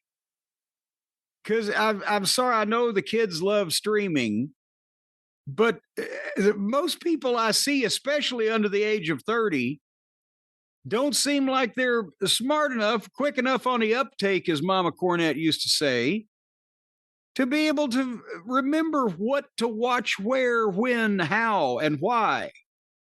Do you say this is where I'm going with this? Well, especially when you get 2.5 hours with a beginning and an end and a lot in the middle of nothing. Again, especially the younger people and everyone coming up now, it's a generation or two that, without knowing it, has murdered network programmers. Because programming as a concept and a lot of scheduling as a concept is out the window. Everyone watches whatever they want, when they want it, on whatever platform they want it on. And WWE is going to be on every platform, and they're going to have deals with every platform, so they're going to be pushed as a priority. It's pretty overwhelming what's going to happen. But yeah, younger kids today, again, they don't know what channel is what. They don't know what channels are. They don't watch cable. It's not a thing for young people. If you are just a regular fan of something and not like the devoted folks that we speak to, or the real hardcore AEW or WWE fans either way, but just the average person. The average person is how much time do they have to go about I got to make sure I watch Raw every week. Wrestling viewership was built on we watch every week to see what the story is and blah, blah, blah. When they can just catch up on it next month, or I can't remember what service are we supposed to go to, Sam, to watch Raw this week or whatever. I fear we're going to lose some continuity people. Well, I think also, even though a lot of their deals are for live, almost everything for live broadcasts, the live part doesn't really mean anything anymore. People are just going to watch when they want to watch it. Well, maybe or maybe not. I'll tell you about my experience. For the Raw that we were about to discuss that was broadcast on August 18th, mere hours ago as we speak, and they were in Philadelphia. They had 13,056 people in Philadelphia. The business is going to hell. Just the bottom's falling out of it. Only 13,000. They're going crazy with the drone shots, though. I almost had to take some seasick medicine in this first entrance, just with all of the flying about. It's picking up speed, too. Yes. Is there a speed limit on those things? If it went out of control and just fell into the crowd at 60 miles an hour? That's the biggest lawsuit ever. It flies into the arena, it just keeps going straight and crashes into a woman's face. Yes. Remember old Fabio was on the roller coaster back about 30 years ago, and he got hit in the face with a fucking pigeon? Came down all bloody? Yeah, and there are plenty of people there filming it. The idea of all the times for it to happen, the press is there. Well, I'll tell you, when Fabio goes to the amusement park, he gets a lot of attention. Anyway, so speaking of people that look like the bird has flown into their face, here came Paul Heyman with Seth Rollins and the Bronze. And I love the look of this group. These Bronson Reed especially is looking great. The tribal thief and the Shula Fala and the whole thing. He looks like a star. Braun Breaker's the future of wrestling. I mean, Seth is colorful. But the thing is, Seth is the top guy that makes them elevated. This is a kind of a new version of the Horseman type of thing, but not you're trying to fill those particular personalities, but the concept. And Paul was, of course, happy he was in Philadelphia. He was too humble for a statue. And he put his guys over. He gives Braun Breaker the big introduction and Bronson Reed, and then the big one for Seth, and introduces him, and the people sing because they're stars. We're all just singing and cheering here. And Seth starts to speak, and it's Jey Uso's music. So we're like 10 minutes into the show. We've heard the guys in the ring introduced is what we've got accomplished so far. But the waving and the yeeting and the dancing, and now he's letting the kids yeet on the microphone. It's like George Gulas in the Louisville studio. Who do you think is going to win? And he does the promo from the crowd, but Paul was great in his delivery, but basically Jay said he was going to beat Seth in Paris and kind of alluded to fighting Breaker tonight. And then Seth confirmed that. So we had it right. And then again, a good thing they did. Seth fired Braun Breaker up to be so mad at Uso, telling him that he doesn't respect him or his family, that Braun was ready to go after him. Sally, it gets Braun. It establishes his short temper, fuse, whatever. And also it starts establishing that Seth manipulates Braun for his own purposes. And then Paul had to do the promo about the bingo hall at ECW and hype up the no disqualification rules. And they're going to make the main event the Extreme Rules because they're in Philadelphia. More on this in a minute. But he mentioned a bunch of the ECW legends. He invoked the spirits of the Sandman and New Jack and Van Dam, the late great Sabu, the late great Tommy Dreamer. And I know he's not dead yet, but he should be. I thought they had made up, or is he just giving him a little chuckle? Yeah, is that putting him over? Mr. Hardcore? He should be dead. He should be. Well, I thought he was talking about his never having really been one to take care of his physical conditioning in terms of diet and exercise, but the Dudley boys, etc. And then Jay shut him up and said, okay, I'll agree to it. Extreme Rules. And I wrote, oh, great. I can't wait. That's so unique.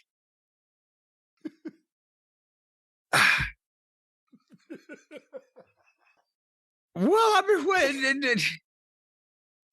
what did we just say last week? That not only is the pattern here, everybody's going to come out and either make or add to the main event, whether they get in a fight or not. Then they're going to come back at the end and they're going to have a fucking match, and then somebody's going to run out. But in the meantime, it's so unique that we would have a match where there's no rules, there's no disqualification, furniture. And we were 20 minutes into the show to get that accomplished. Give me your thoughts on the thing as a whole, but I wish they'd just pick it up a little. Yeah, I thought Heyman was a bit much here, and I'm usually a big fan of his. Lately, I've kind of felt, I said it last time, Heyman by the numbers. But when he started talking about Bronson Reed, he pulled me back in because it's so perfect. And you want to talk about something that can get someone over a crossover appeal. The bully that steals people's sneakers? Run with that. I think that's great. All the nicknames were funny, but they weren't said in a goofy way.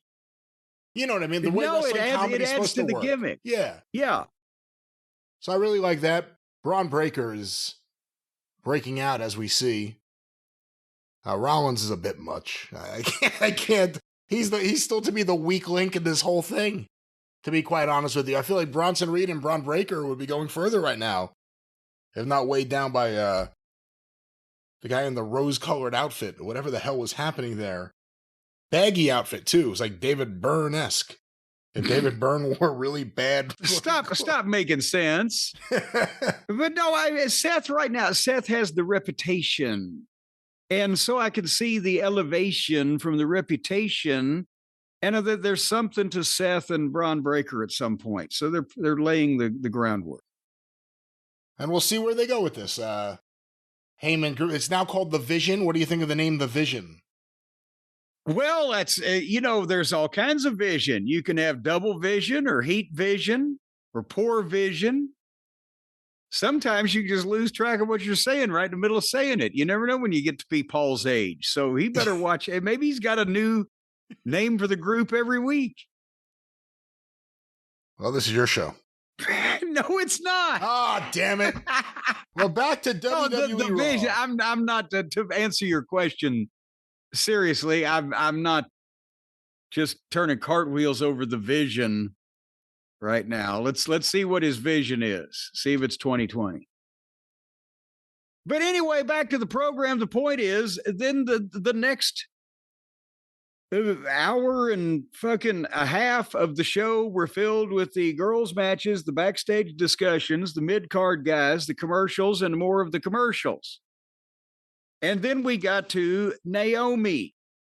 And the word on the street, the word out there had been that she hadn't been medically cleared for the past match or two matches or whatever. The information was being kept close, but they were afraid she was going to be out for a long time. And we're like, oh, what the fuck? Just right now when they've done all this. And so she comes to the ring. Adam Pearce brings her out. And she's emotional and she's starting to sniffle. And she says, this is hard, guys. And then what was supposed to happen was she was going to pitch to watch the big screen, the Titantron, if they still call it that, whatever the fuck. But the Tron tape jumped her pitch and kind of stepped on it.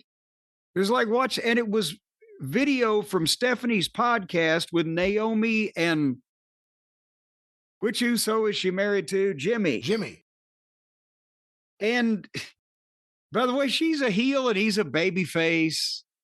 Yeah, Jesus Christ. I can't stand these. Love conquers. I don't want these interspecies marriages, baby faces and heels. What? But anyway, She announces she's pregnant. She's pregnant. She's Becky Lynch'em.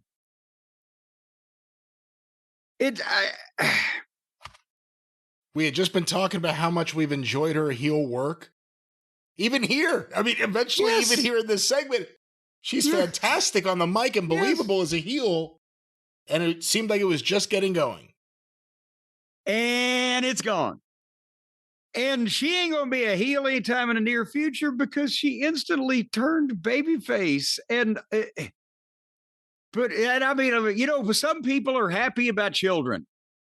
I have a more bleak viewpoint, but at the same time, the same thing we said with Becky Lynch, the timing, not only of her work and training, however long she's been in the wrestling business from the time she first started going to wrestling school, and to all that work. And also, when she walked out with Mercedes Mone, right, a couple of years ago in solidarity with her friend that immediately went on to a high-paying job, and Naomi floated around in the sea of obscurity until she came back. And then they give her a big push, and she she turns heel and she becomes interesting and she's the champion of the biggest company in the world. And now, but it's not just speaking from someone not only has been talent, but also administration. Not only have other people put her over to get her there. And I know they're all happy as clams she's pregnant too, but I'm telling you, as valuable commodities on my roster as far as being a booker, matchmaker, talent coordinator. All these people have contributed to this, the booking, the fucking producing, the whole 9 yards. And anybody can get injured. But this is like a self-inflicted broken leg at the biggest moment of your career.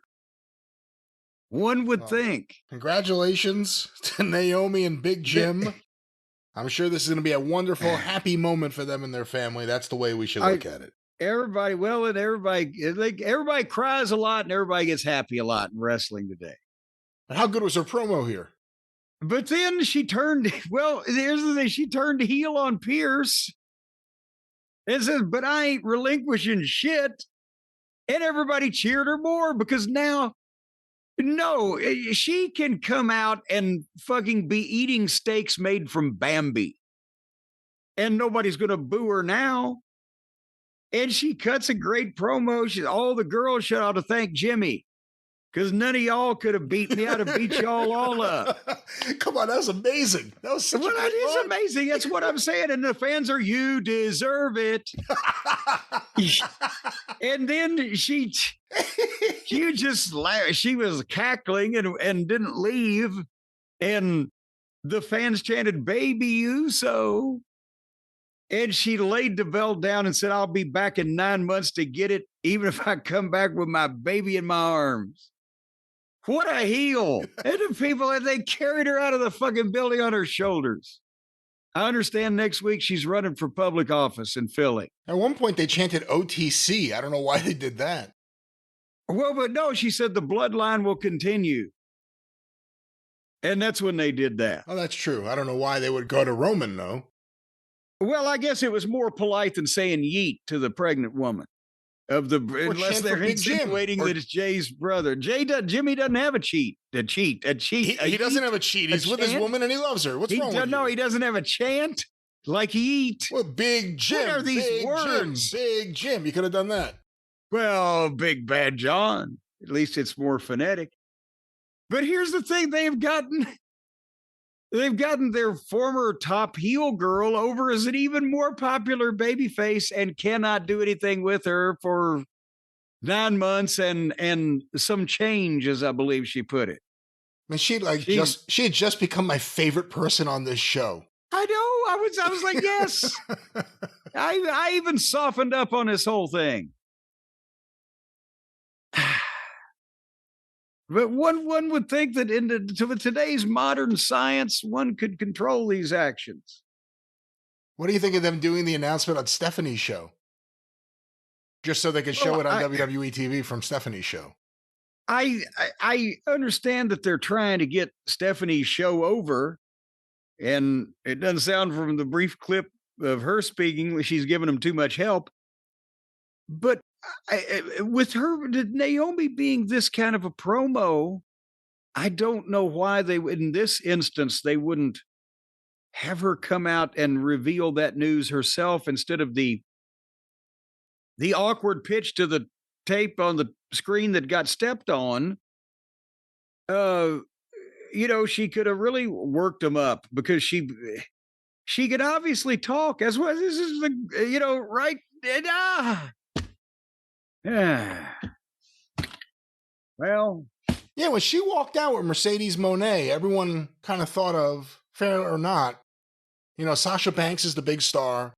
Yeah, she was the flunky. What are you doing? She's the partner, and she's being a loyal tag team partner, which is nice to see. Which she got in no way, shape, or form the fucking loyalty remunerated, apparently. It turns out she's so much of a better promo than Sasha Banks ever was. It's incredible. Yes, and she's a better worker as a heel. I mean, Mercedes has been a complete flop. And look at, she's elevated herself to this position. You know, when Becky announced her pregnancy, she surprised Asuka in an empty arena during a pandemic, I believe. And then Asuka hugged her, and then Asuka awkwardly started chanting Becky from different places in the building.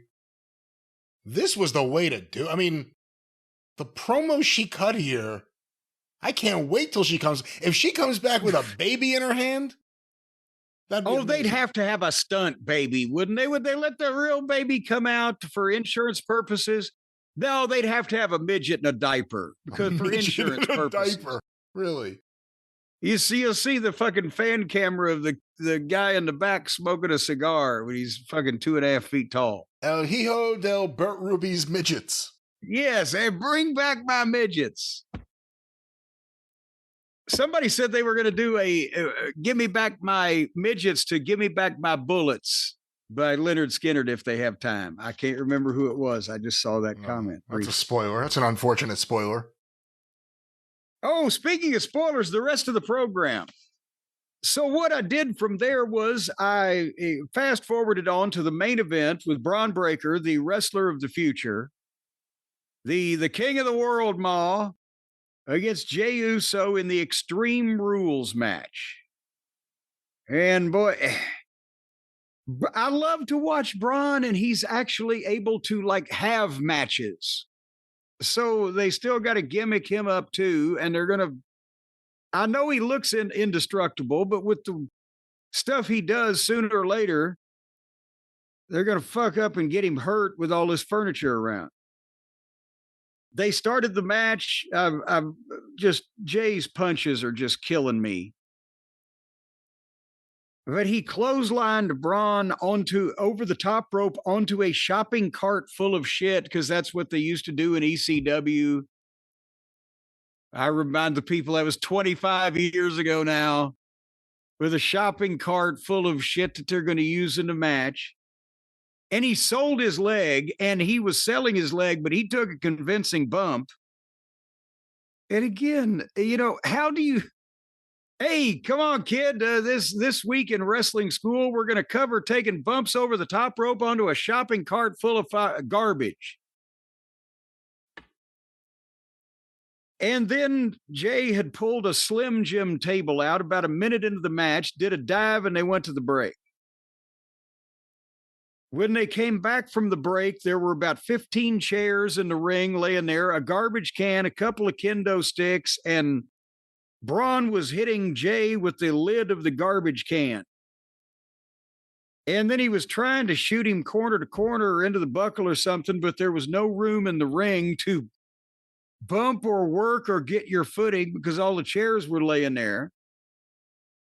So I said, well, fuck, it's 15 minutes left in this show. I'm not going to sit and watch them wade through this goddamn mess for another 10 minutes till somebody runs in. So I fast forwarded to 5 minutes left in the show and was about to start that when the phone rang. And Brian, you'll never guess who it was. Guess who it was? Monday night, that late? It was Stacy. No, it was you. Oh. Because it was Tuesday morning. The way God intended people to watch Raw. Good morning. And so we talked on the phone and I had it on pause. And I went back to look at the last 5 minutes.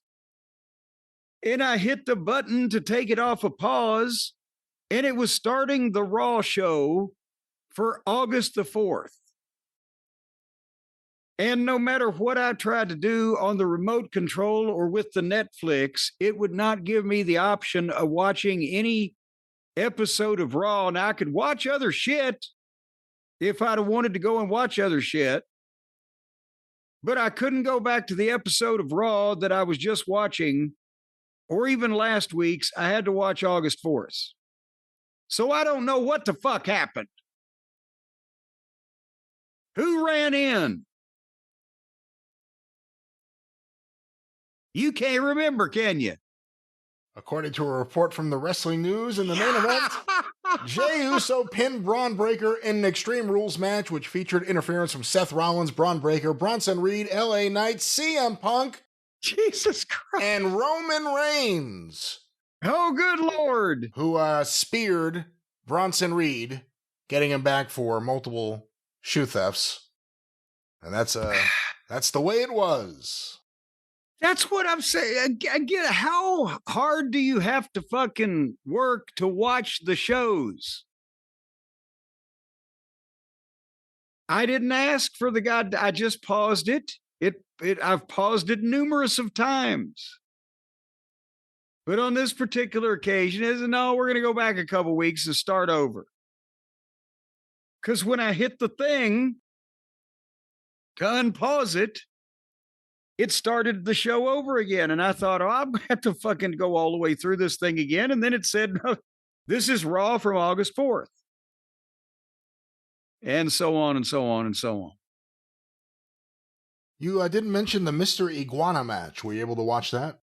I was not informed that Mr. Iguana was on the program until after I'd already had these issues and skipped watching it. So, yeah, no. And for people asking, oh, you're going to watch Triple Mania, where they have the 8-foot guy fucking throwing Micro Man out of the ring. Omos, he's back. Omos, whatever his name is. Well, and so is Micro Man, who is 2 feet tall and 2 feet wide. And no, AAA was the showbiz version of wrestling in Mexico before the WWE got a hold of them. Now, apparently, they have gone full-fledged into this ought to be presented as a fucking damn musical at the Tropicana. No. Is that a no? I don't want to see Mr. Iguana. I don't want to see AAA. This stuff has gotten silly enough on the main channels. I can't figure out how to watch. Well, in brief, because I haven't followed it too closely, apparently El Hijo del Vikingo is now getting booed by their fans because even though he's the world champion, they don't think he deserves it because Alberto Del Rio is the person they see as the champion, and he's not being booked anymore, apparently. Wonder why? At the moment, yeah, I don't know. Stay tuned to Dark Side of the Ring Season 7 to find out the answers to all these questions and more. But Jim, that was Raw. It certainly was. It was painful. And I don't know how to do a transition here. It's not like WWE has a lot of problems selling their stuff, but a lot of the listeners out there, you may have a small business. You may not know what the hell to do to get online, to get your products out there to the world, to the masses, and have help all along the way in a virtual, digital, fantastical way from our friends at Shopify. It's magical, logical, and lyrical. Well, I'll tell you what right now, if you want to get your products out there in front of people's faces, you just go to Shopify and they will do the rest for you because they will go down the street and just take whatever you make or sell or want to pawn off, and they will shake it in people's faces until they buy it just to get them to go away. That's not how they do it. That's how persistent they are. They are persistent in a fantastical digital sense where you don't have to worry about any of these kind of problems in the real world. Your virtual friend is there. Shopify for your store. They power our online store and so much more than that. Shopify. Well, they power all the bells and whistles. Brian, you know about them bells. I couldn't hear it. I hear it in the background. Ain't coming across. There it is. You know about those things there, Brian, that make those bells and whistles. They're going to give you all the bells and whistles. If you can't design a website, well, fuck you. They'll just do it for you. They do this shit all the time. They do this stuff all the time. For whatever you need, they are there to help you. Yeah, they'll elbow you out of the way and just take over, and they'll get it done right because you're obviously. That's not what they do. No, they won't. They will be there to help. They are a complement to your service. Well, they'll tell you how nice your hair looks while they're showing you what you ought to know how to do. Jim, look at the little birdie. Look. Shopify. What if you need a hand, Shopify? What if you need a hand? They'll give you help with everyday tasks. Things people do every day, like enhancing product images, writing product descriptions, generating discount codes with AI tools created for commerce. Stuff people do every day, simple things. And you can't do them, so they'll come in and do them for you because you're obviously just a moron. For heaven's sake, everyday things like the enhancement of product images. What if people haven't heard about you? That means you haven't been loud enough and obnoxious enough. Shopify is going to start screaming over loudspeakers down major city streets about how great your shit is until people have heard. They'll hear about your shit in their sleep. That's how it works. If you can't be loud and obnoxious, they're going to do it for you. There is no mobile force of Shopify. There is no mobile force needed. They are there for you online to help you get your products out there to the world. No mobile force. It's all AI. It is not. It's all AI. Well, let's not say that. That's not true either. It's not all AI. It is all A-OK with Shopify there to help you in your store. Well, I'll tell you what is another thing that's A-OK is you're going to make nothing but money and hear bells ringing in your head. And on this show, you're going to hear bells ringing for you and your gal because let's say you've been anxious to ditch your wife for a long time and run off with that little hoochie coochie dancer that you met at the cocktail lounge down the street. Will you start a side job from the privacy of your own home? You're making this money roll in while she's still spending the same amount.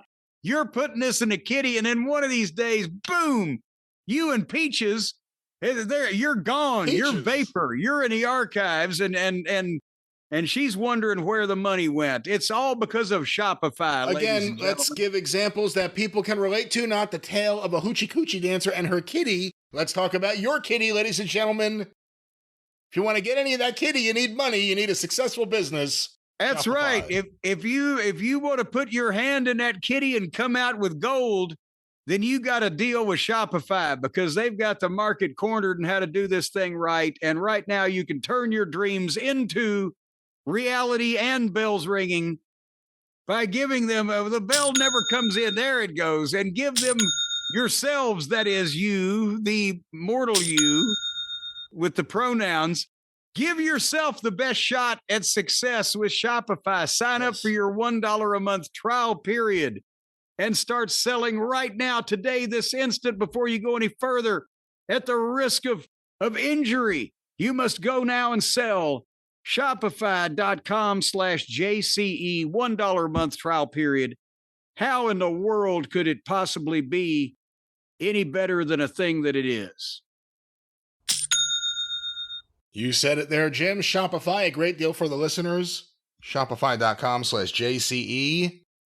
Well, Jim, let's move on from there. Hold on. We have to move on. You know what that means.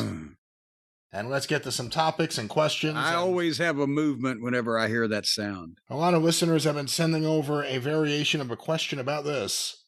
Apparently, a Twitter account, JM Playground, tweeted out an image that says Chris Jericho's AEW deal ends December 2025. He's open to a WWE return, depending on the situation. And this tweet was liked by Chris Jericho. To be specific, Chris Jericho Fozzy on Twitter or Instagram, whatever this is. But this has, of course, started the conversation. There have been rumors that Tony Khan and Chris Jericho are not as close as they once were. Oh, that maybe Chris Jericho's return to AEW wouldn't work. That maybe Chris Jericho is a shrewd negotiator. And even if you're not negotiating with someone, it's nice to put it out there sometimes. There's been a lot of people saying a lot of different things. He's open to it. What do you think of this? Of Chris Jericho liking this tweet or Instagram post, whatever it was. And also, secondly, in terms of the value of Chris Jericho, and all kidding aside and forgetting all the bad booking over the last long while, who gets more value out of Chris Jericho right now? AEW where he finally exhausted their fan base not too long ago. So it'd have to be a completely different way of doing things. Or WWE, who loves signing up everyone they can who Tony Khan ever pushed. Well, lots of things there. And first of all, it was a few years ago that they were talking about Jericho signing a big 10-year deal with Tony. And because I remember we made fun of it. I said, he'll be 62 or whatever the fuck it was, right? So this was apparently some type of hogwash, or someone thought better of things before it went too far, whatever. But you remember that. And it wasn't like it was a rumor that people were denying. I can't remember who came out with it, but there was the actual participants, I believe, were talking about it. Were they not? Did I imagine this in some type of... I don't know how much of this was a public conversation. I don't know. But nevertheless, if Chris Jericho came back to AEW right now, what difference could it possibly make? It would make none. As you said, they've seen him, they've overseen him. There's nothing, he's done so many new things that now it's just ridiculous that he's just the king of trademarks. And he's just changes for the sake of changing shit. And he's changed so much shit. And as we've said with the booking and or the fact that he however old he is right now, and etc., he's not going to mean anything. And if he and Tony aren't just buds still, that's, I assume, has he and Fozzy been on a worldwide tour of the Netherlands Antilles, or they're just keeping him off TV because his contract's about to be up and Tony doesn't want to face it like he does usually? Maybe a mix of two, an endless tour of Fantasyland, and at the same time, Tony has new younger friends. But that's well, still Chris could get a boob job, try to win him back.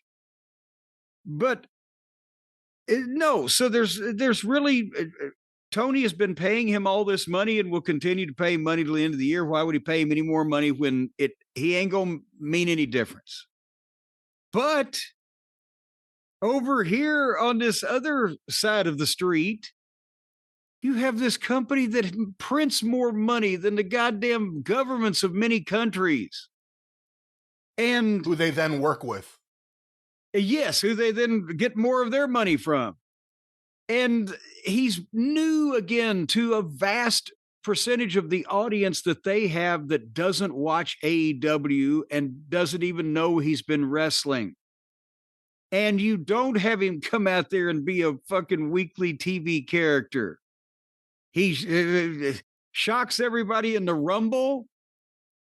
Oh, look at Jericho, but that doesn't win it, but leads to something at WrestleMania. A couple more major matches through the next year, goes into the fucking Hall of Fame and sells bukus of merchandise along the way and afterwards. And there's millions of dollars for him to do 4 or 5 matches and TV promotion for same. What the and why wouldn't they do that? And it would work. And you don't seem too much, so it doesn't work. And it's literally worth millions of dollars to them in just a few shows, not to stick it to Tony Khan, but because it's worth millions of dollars in just a few shows at their level, at this scale now. It's insane.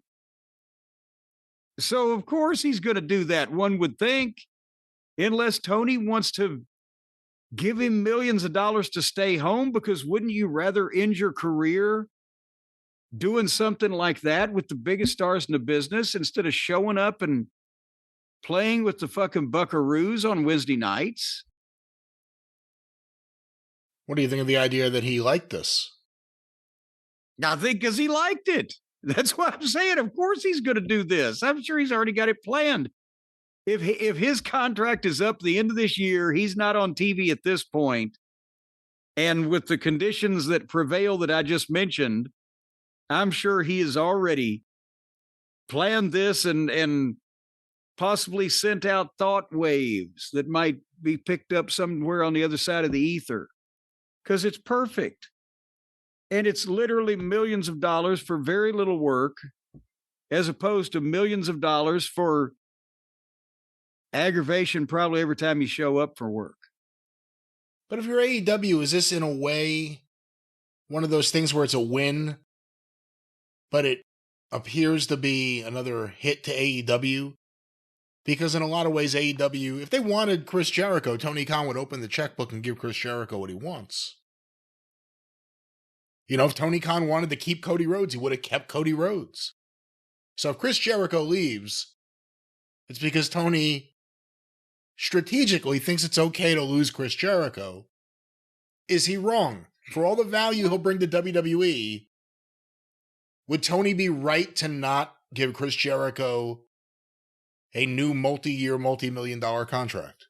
See, you're assuming that Cody, too, that it was the final figure on paper rather than the exchange. Oh, no, I'm not saying that. I'm saying he had the option. No, I'm saying there was an option year for Cody. He had the option to open the checkbook. If Cody didn't want to stay, I don't know if more money, we don't know that the money was the issue. I don't know if he said $20 million, well, maybe $20 million, but you know what I'm saying. The same thing here. If I'm Chris Jericho, oh God, I just had a shiver. But if I am Chris Jericho, again, I can work for this guy where, yes, he'll pay me a lot of money to stay home for long periods of time, but sooner or later I'm going to have to show back up. I got to work with these numbnutses. I got to fucking, you know, it's going to expose me again because the ratings are going to go nowhere because of me, because they go nowhere because of anybody. He gets a lot of money, doesn't work that many days, gets to work on all of his side projects, which may be compromised in some way or another if he goes to WWE. Oh no, or that was Vince. They're letting people do shit now. They're, you know, I know one or two things about people that can do any goddamn thing they want to, as long as it's not wrestling or whatever. But that's the thing is he would be coming in as a name legend, finish out a few big matches, some television promotion with the highest ratings, the biggest visibility. We'll play your goddamn rotten music. We play everybody else's rotten music.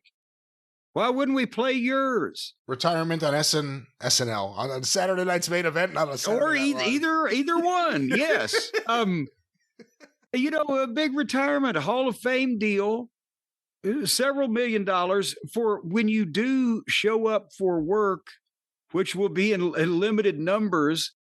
You're with the biggest program with the widest fucking viewership and the biggest stars and the most history you have.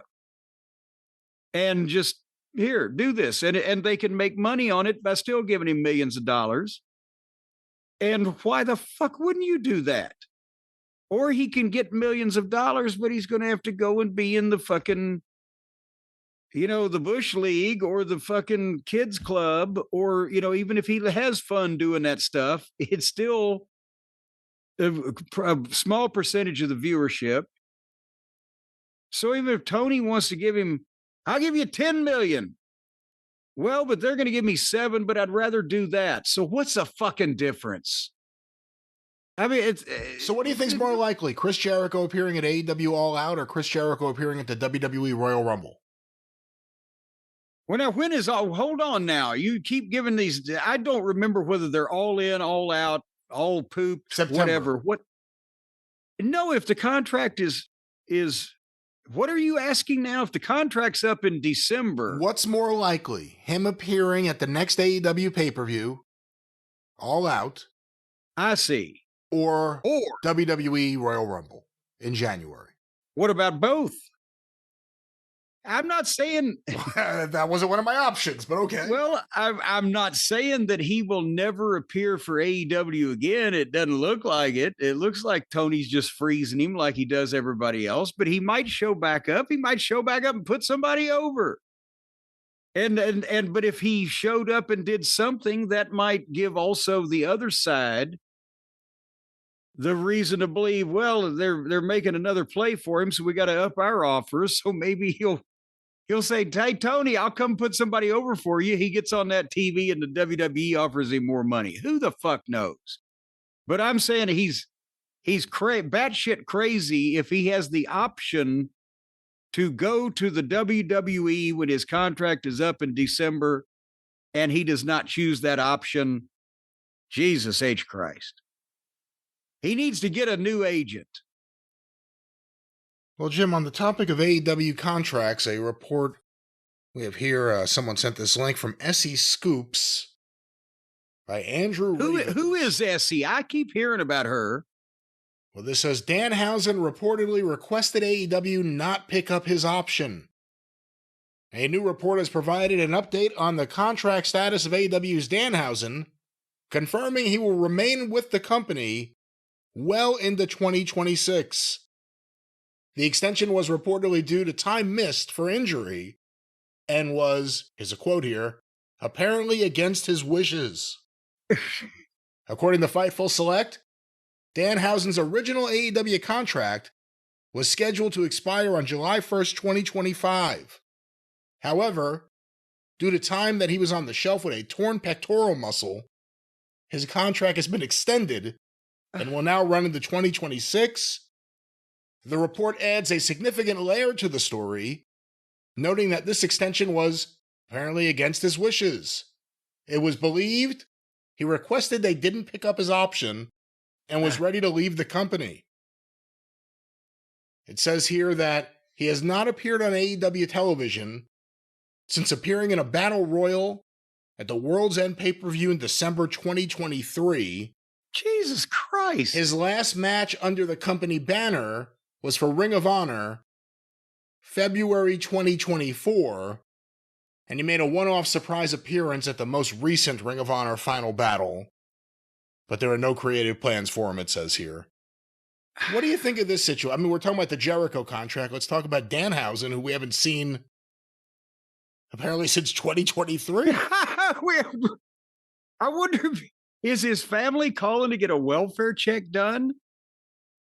Okay, this is an example of apparently the only people that Tony stands up to and is a boss to and is a hard heart to and pulls all these legal maneuvers on is the fucking underneath guys that can't really fight back. Who was the last one he extended? And it was like, well, what the fuck? Just leave the guy go. What good is it? But okay, I can understand. Danhausen, from all accounts, is a very wonderful person as a person. So we're not even talking about just wrestling now as an employee. If it was like he got badly hurt and his, he'll never be the same. He might not be able to wrestle again. We're going to keep him on contract, even if he wants to go because he just feels like he's a burden on us. No, we're going to, for some benevolent purpose.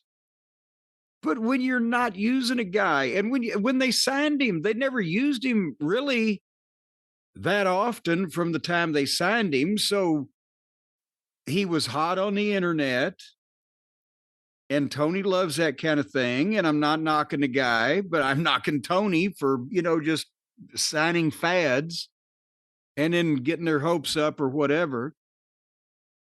But if he wants to go, if he says, I'm here, I'm doing nothing, thank you for paying me. Probably, I would assume it'd be more money than he could make most places, but he just wants to fucking do something, or he doesn't want to be there. One would think that would be the reason. He doesn't seem to be an ungrateful person. Why not let him go? What damage if he showed up on Raw tomorrow?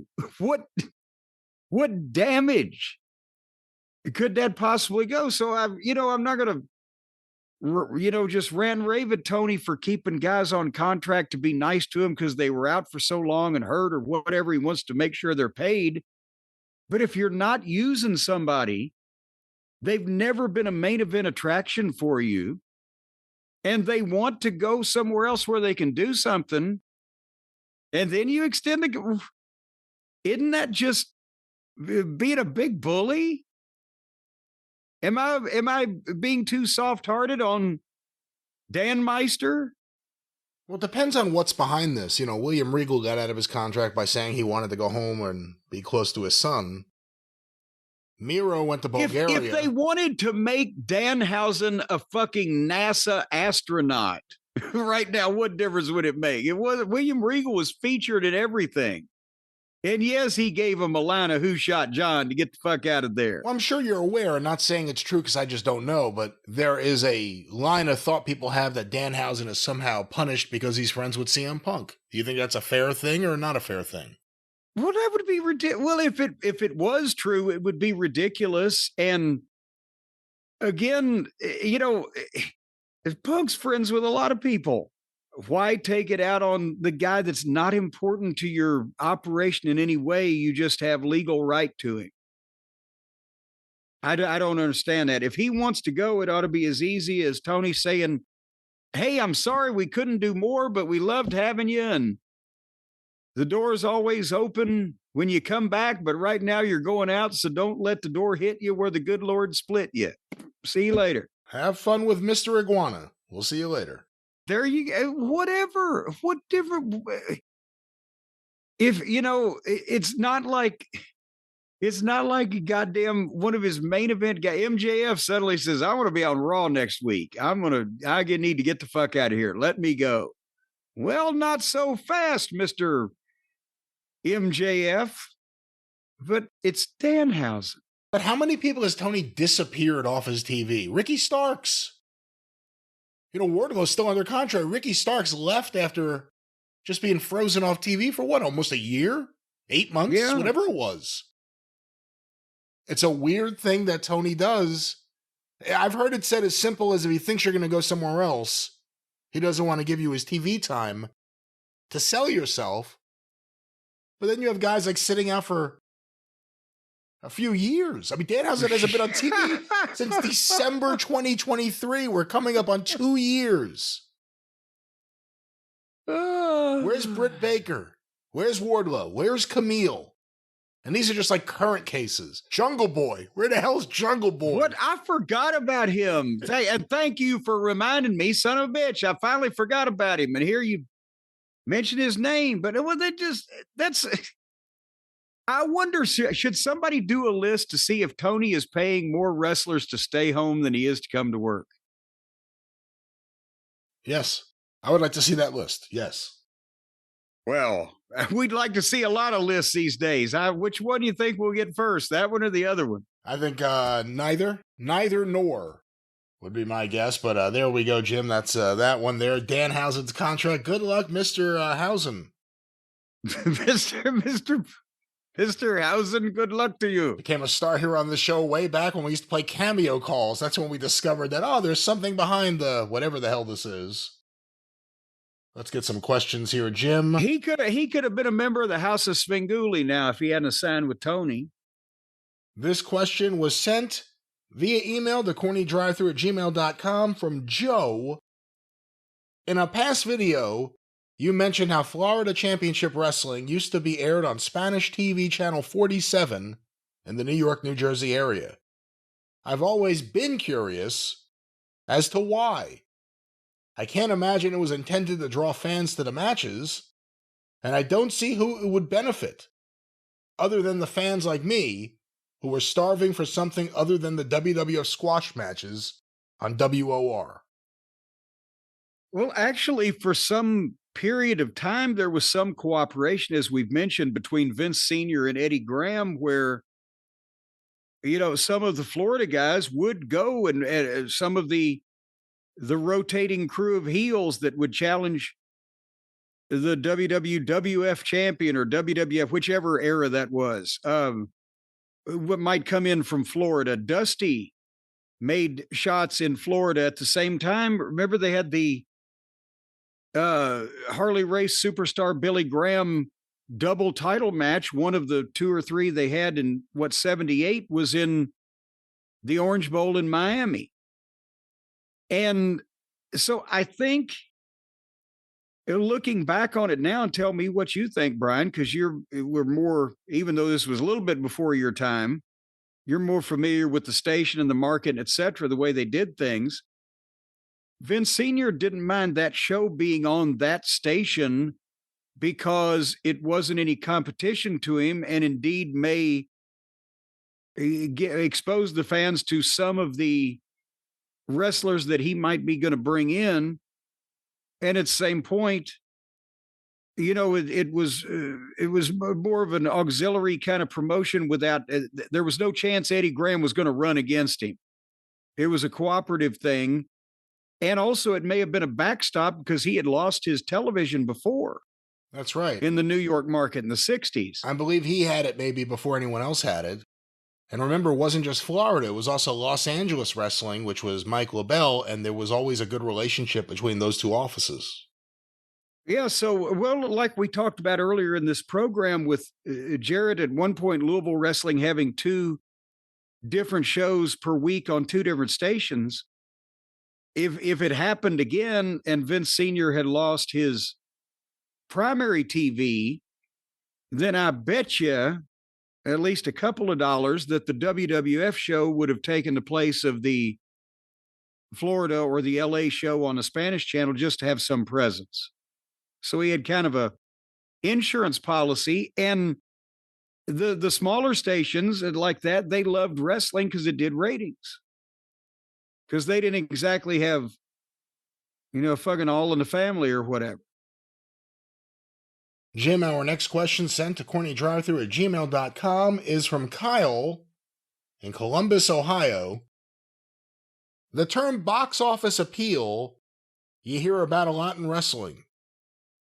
My question... Well, I don't know why the way that was phrased got me.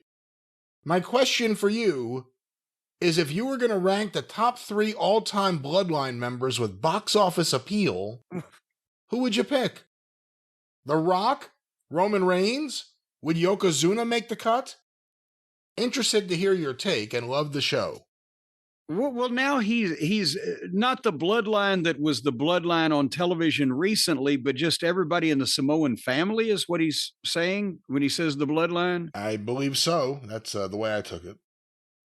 Oh, Jesus Christ. Off top of my head, I should have the goddamn family tree chart in front of me. As far as box office appeal, here's Roman Reigns is part of it. You're going all the way back to the Samoans at different points, and The Rock obviously had box office appeal. Even though even though he's not a member of the family, technically. Skirted in on the family by marriage and et cetera. If we're talking about the Anoa'i family, the actual members, so the Rocks and Peter Maivia not involved in this. Well, I was about to say, Peter Maivia had tremendous box office appeal in the days of the territories and was over like God in San Francisco, but he's a part of the blood brother part of the family, blood brother part of the family. So, but we're not counting him? No. Or we are? Or what are we saying here? We're not counting that. We're talking about the Anoa'i family, from Alpha and Sika on down. Yes. Well, in that case, goddamn, when then you got to come down to Roman Reigns, don't you? When you take Maivia out of the equation, take The Rock out of the equation. Yokozuna had box office appeal, but it wasn't like he was an enduring superstar personality. You can say that about The Rock. You can say it about Roman Reigns. You could say it about Maivia on a territory basis. The Wild Samoans, Alpha and Sika, were a top tag team for quite some time and worked on top in various places. But I mean, enduring box office appeal just on their own names, I don't think they were Rocca and Perez. So, yeah, I think Roman Reigns would be he'd be number 1. Who's number 2? He'd be obviously number 1. I think at number 2, you got to have Jay for box office appeal. We're not talking about work. And I mean, this is a madness. The yeeting has crept over people. The yeeting and the waving and the dancing and the gesticulating and the spitting about. And then I'm trying, How about the Tonga Kid? The Tonga Kid. For a brief period of time, he was as hot as anyone. Well, yeah, but, for a brief period, Yokozuna then would place above him in terms of box office appeal because Tonga Kid was hot for 6 months, but Yoko was the champion and in the main events and doing well for longer than that. I mean, that's still... What about Rikishi?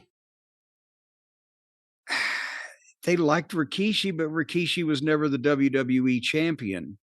I mean, I guess we're in descending order now, but I mean, a lot of guys, there were very few popcorn farts in the family. So a lot of the guys would qualify for, the next level spots. But after, I think Roman and Jay have peaked it in terms of box office appeal. There were still better workers.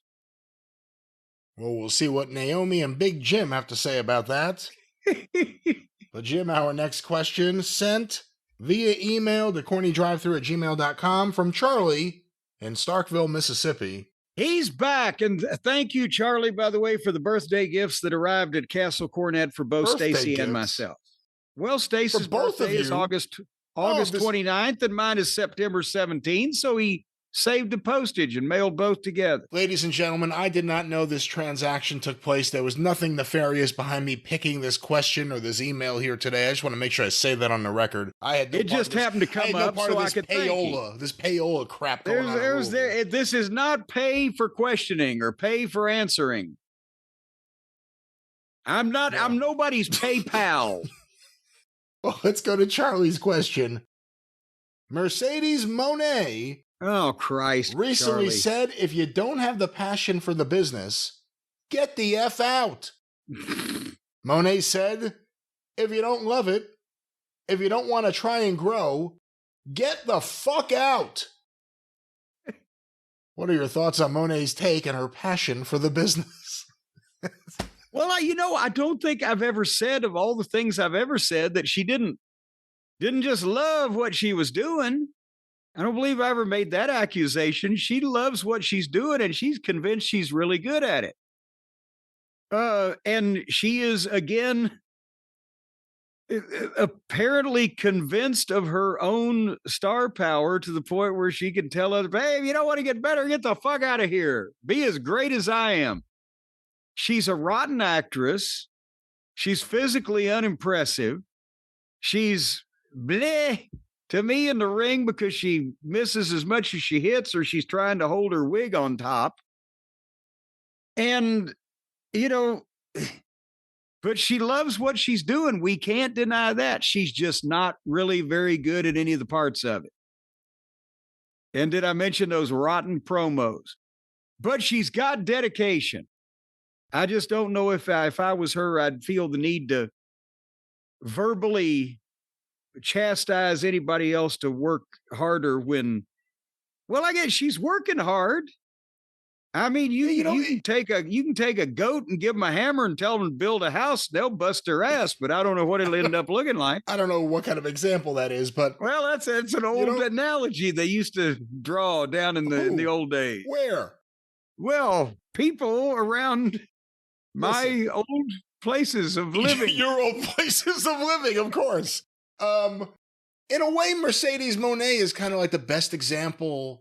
If you want to be a wrestling star, but also just do your own thing and, publish your own magazine, just everything you want to do on your own, Tony will pay you and you could do that. I mean, do you think she'd be making more money in WWE than she's making for Tony? And at the same time, she gets to work whatever show she wants. She gets to publish her own magazine. She gets to do everything she wants to do. Yeah, no, I think she's more than better off where she is right now than going back to WWE, where she's got him wrapped around her teeny tiny little finger, and he's paying her, from what we understand, quite a pretty penny to do what she does, and she can still do anything else she wants. It's not like her career is, unfortunately, like her career is at the end, like with Jericho, because he's 100 years old. So she can afford to milk this billionaire for quite some time to come and then go back for the Royal Rumble and the big matches on pay-per-view and the Hall of Fame and the merchandise, etc., and do the same thing. She's got plenty of time. Well, Jim, even with plenty of time, I'm sure you're very well aware that you need plenty of sleep. You need good sleep. You need healthy sleep. There's never enough time for sleep. Well, you need your sleep, especially if you are a globe-trotting professional wrestling superstar, if we're legally allowed to call anyone outside of WWE a superstar. And Jim, we know someone who can help everyone get a good night's sleep. Well, I'll tell you, you saw on the docudrama there that they played on the Netflix about the unrealism of the thing. That they're going from one place to another. They're in a bus, they're on a jet, they're in a car. They're yeeting down through the bowl of the people in the arena a long way from the ring. They're always on the go. And back in the old days, some of the wrestlers, they had the wrong ways of relaxing. Let's just put it that way. They made the wrong choices. Well, now I'm telling you, you can make the right choice. Everybody who's overworked and underappreciated, who's overstressed and underpaid, who just can't get a good night's sleep without tossing and turning till the break of dawn, because you're worried about all the things that's going on, or you don't even have time to sleep. So you go maybe 3, 4, 5 days without sleeping, and then you want to sleep a couple of days, but for some reason you keep waking up. Well, we'll make sure you don't wake up with Beam's Dream Powder, because it's going to change everything, folks. Dream, the powder that is an all-natural sleep blend, or sheep. You count sheep, but the Dream is an all-natural sleep blend with science-backed ingredients designed to help you fall asleep, stay asleep, and wake up refreshed. You will wake up. As a matter of fact, it makes you sleep so deep that you can leave instructions for yourself to be like bathed and showered and detailed. Not necessarily during your sleep, so you wake up feeling clean. Boy, howdy, I'll tell you. A good, healthy sleep from Beam. That's what we're talking about here. I left a note for my next door neighbor. I said, I'm going to be just deathly unconscious for the next several hours. No, you're not going to be deathly unconscious. You're going to go ahead and wash me while I'm out. Sleep. No, baby. I'll already be naked. I warned him I'd already be naked. Taking it a step too far. But I woke up and he even baby oiled me after he cleaned me. I had baby oil all over me and the sheets. Oh, you hear that? That's Antonio Inoki, and he's saying, get back on track, Jim. We're talking about a good night's sleep, a healthy night's sleep. We're talking about making sure the listeners out there are ready to go, well-rested the next day for work or pleasure, whatever it may be. Our friends with the Dream Powder, our friends at Beam. Yes, and boy, you sure are wound up. You got to take some more Beam. Unlike other sleep aids, there's no next day grogginess or guilt or remorse. You won't remember what happened to you. Just real deep sleep that helps you actually feel good in the morning. You'll feel good about yourself unless they took pictures. No, folks, you will not Dream. No, you will get a good night's sleep, but don't worry about the depth of the sleep. It'll all work out in the morning, ladies and gentlemen. Dream, the Beam Powder for Dream. God damn it. It's great. You should try it. Suzanne loves it. Let me give an endorsement here. My wife loves it. She said, please, can we get more? And I'm sure that your wife out there will love it too, unless you don't have one. Go, Jim. Folks, you heard it from Brian. Your wife will keep asking for more and more, but I'm telling you, Beam has improved over 17.5 million nights of sleep, ladies and gentlemen, and it can do the same thing for you. And again, you'll wake up not groggy, not exhausted, refreshed, ready to take on the day, however violent that day may turn out to be. And when you support them, you're backing real people making great products the right way, so you can feel good about yourself. And again, before you take any legal actions over anything that happens to you while you're taking the Dream Powder, Remember, Not you might necessary. not remember signing that release. Remember everything. But- There was no release. Well, you'll remember when you watch. Anoki saying, "Get back on track, Jim." You'll remember when you watch the video. Plus, for a limited time, Beam is right now giving our listeners their best offer yet on the Dream Powder, up to 40% off. That's a limited time, but you go to shopbeam, BEAM.com/JCE. Use the code JCE at checkout. Up to 40% off.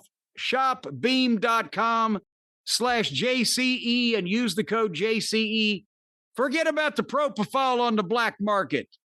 The Beam Dream Powder will give you healthy, good quality sleep. Night's sleep. Quality Good night's sleep. Yes. Don't forget to sign that release. There's no release. Oh my God, we're at the end. There's no release, ladies and gentlemen, except the release of all the stresses in a day with a good night's sleep from Beam and the Dream Powder. One more time, Jim, because we want to make sure everyone remembers that promo code and his great deal. This great deal is a great deal, and it's for you. Tell them, Jim. Up to 40% off at shopbeam.com/JCE. Use the code JCE for up to 40% off. There is no release except the first time I took some, I released something in the middle of the night, but you probably won't. Ladies and gentlemen, nothing to do with the Beam Dream Powder. Again, we love it here at Last Manor. They love it at Castle Cornette. And of course, around the world, Beam and the wonderful Dream Powder. Promo code JCE.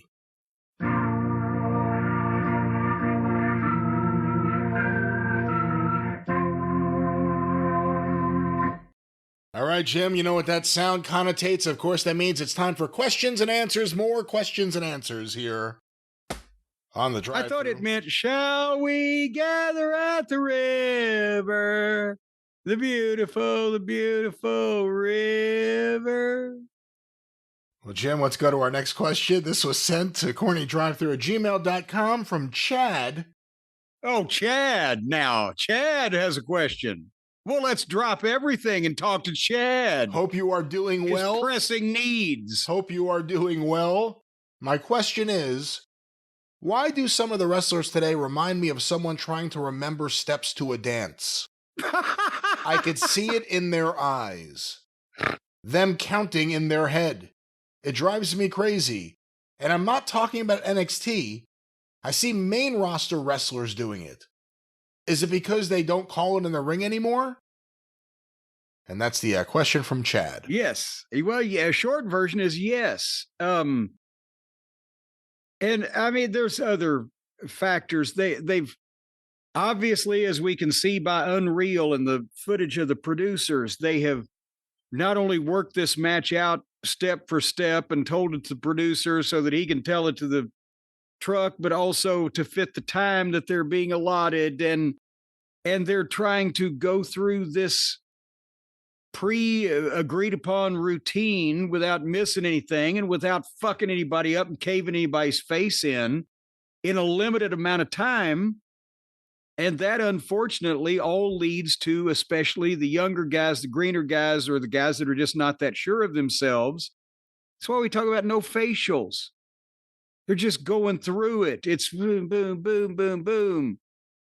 And at the top level, it used to be at all levels, but now at the top level, the basis of live performing of a pro wrestling match is the emotions and feelings that you show and convey to the people in the arena that are watching through your body language and your facial expression and the way you do things. When it's your body language is different if you're scared or if you're mad or if you're, any emotion, as well as your face. If you're surprised, if you swing the clothesline and the guy ducks it and your face never changes and your body language never changes, your pace doesn't quicken to spin around and see where he went. You just go through the motion and turn around to catch him when he cross bodies you.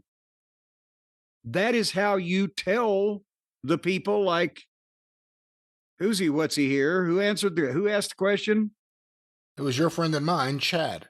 Chad, I forgot Chad. Oh, Chad. Well, he wasn't so bad after all. That's what leads people like Chad to ask the question, because they can see it, that they know what's going to happen when they turn around, that they're not surprised when they try to backdrop and get sunset flipped, whatever.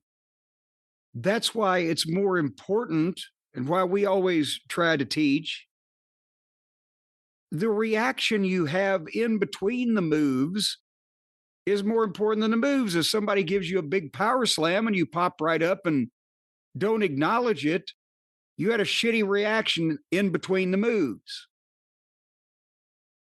If, so whether it's your face or your body language, or whether you're conveying pain or fatigue or frustration, that's the important shit in between the goddamn power slams. Yes. Yes. Indeed. That is the answer to Chad's question.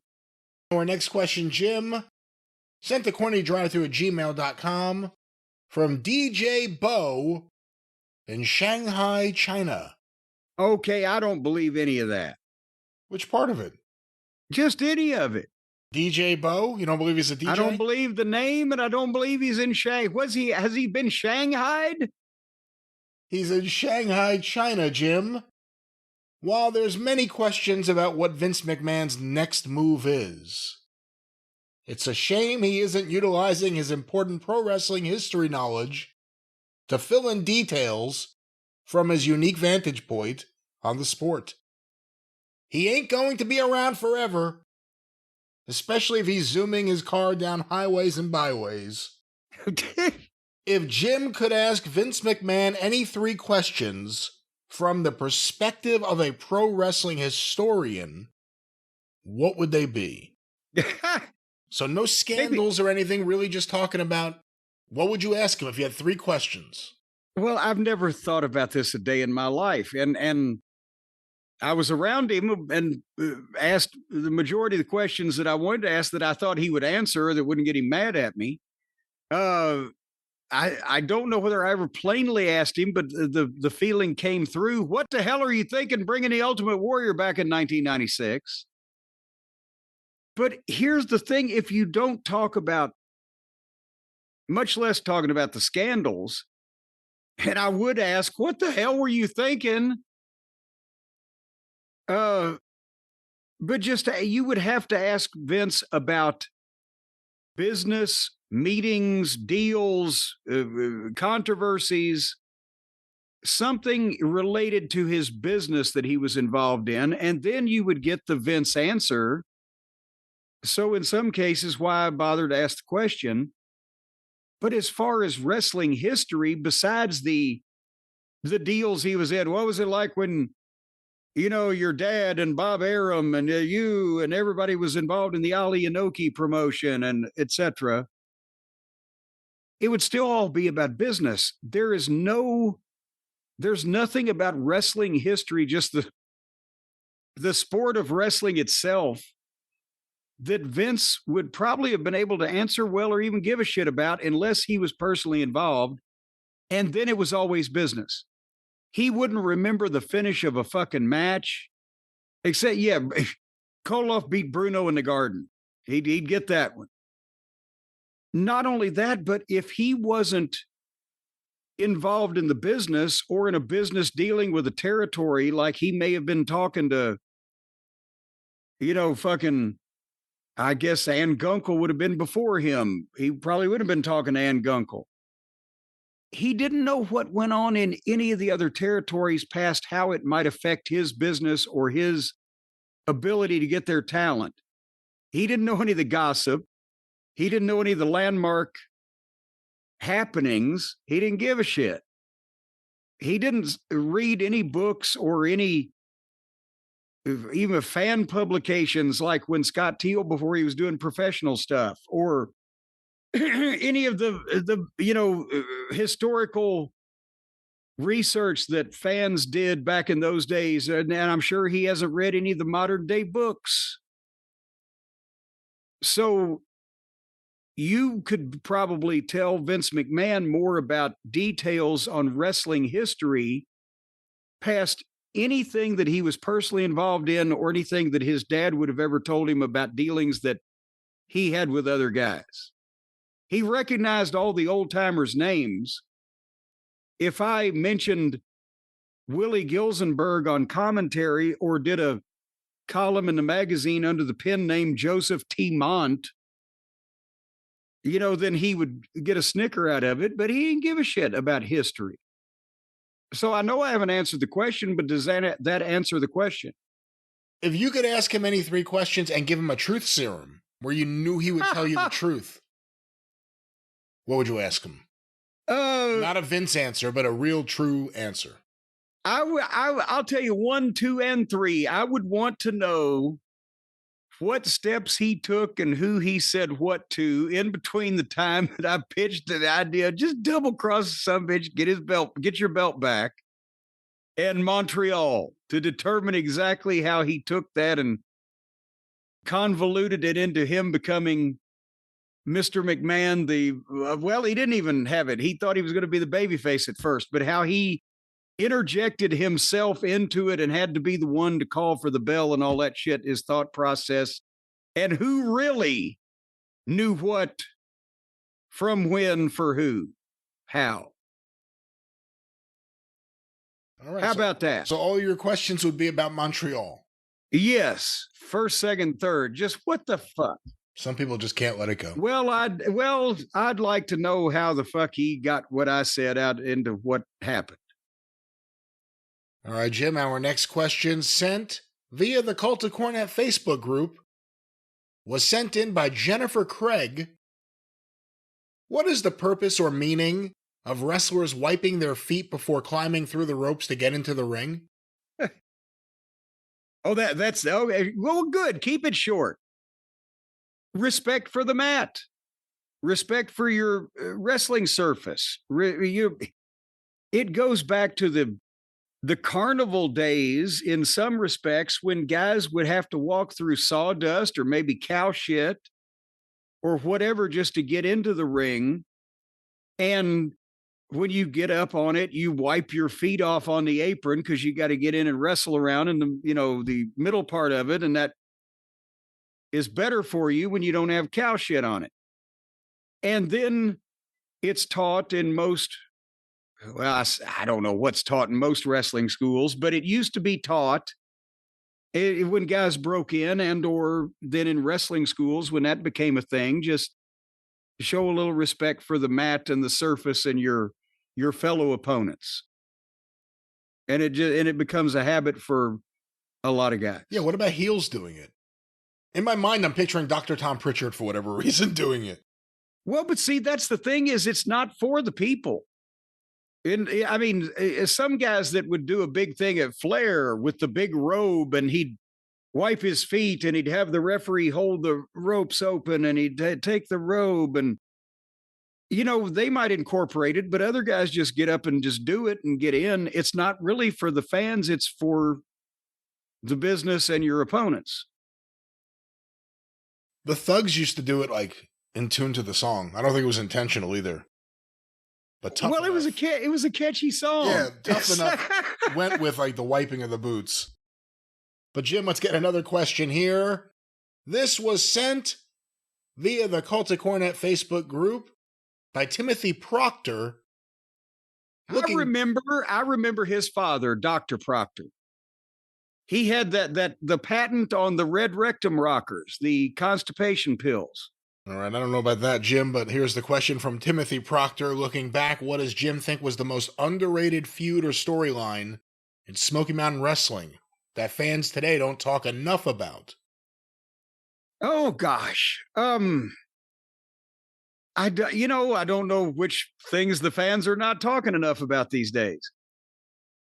I mean, the big programs were that it seemed like it did pretty much the most money for us around at the big shows, not just the big main event blow-off shows, but the Knoxville and Johnson cities, as well as the spot shows, was the Heavenly Bodies and the Rock and Roll Express, Tracy Smothers and the Dirty White Boy.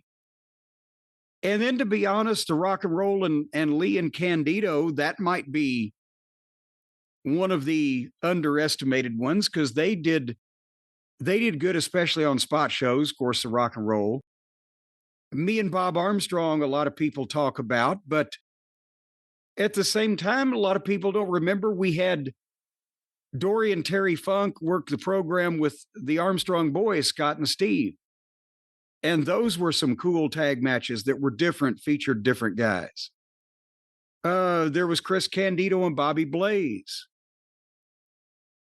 You're fairly knowledgeable on what we did. Gee, what do thanks, you think mister. that we're not? Yeah. Well, no, I mean on what we, the television and what programs we did and everything. What am I underestimating or what am I overlooking that people should have been? Underrated. Because I feel like people finally really rate everything leading into the first Bluegrass Brawl pretty high in terms of the 3 tag team stuff. The Brian Lee Kevin Sullivan feud was one of the things that really got me because that was the first stuff I saw. And it was so cool to me. It's the only time I ever enjoyed the Night Stalker. Well, and see, again, that was a good one, but I don't know if it's underrated because that got a lot more conversation from the smart fans at the time who were trading tapes and talking about things. We're talking more about that than they were about the rock and roll and the bodies that was drawing the money. So it's not necessarily underrated. And Kevin was a big help with. Kevin worked with the Mongolian Stomper. He did the thing with Brian Lee. That may be underrated too. The thing with him and the Stomper. Yes. Yeah. And him and Bubba, the Big Boss Man, even though they just had a couple of matches that weekend. But yeah, Kevin and the Stomper, because Kevin knew how to work with Stomper. Keep it crazy. And Stomper had great cardio, but Archie, at that point, he was almost 60. So go balls to the wall for like 7 or 8 minutes and fucking tear the place up and get the fuck out of there before Archie gets tired. I remember Scott Cornish telling me, because I didn't go to the first fan week in 93. I started after that. And I'm pretty sure it was the very first event, and it may have been Morristown, but there was the Mongolian Stomper against Kevin Sullivan. And before brawls around the building were a common thing, these two guys brawled all around the building, in and out. Yeah. And he said it was like nothing he had ever seen before.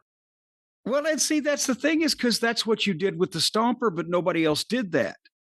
I mean, we had an angle one time where the Heavenly Bodies and the Gangstas fought out the back of the building in Knoxville and across the street, and we shot it, right? But that's an angle.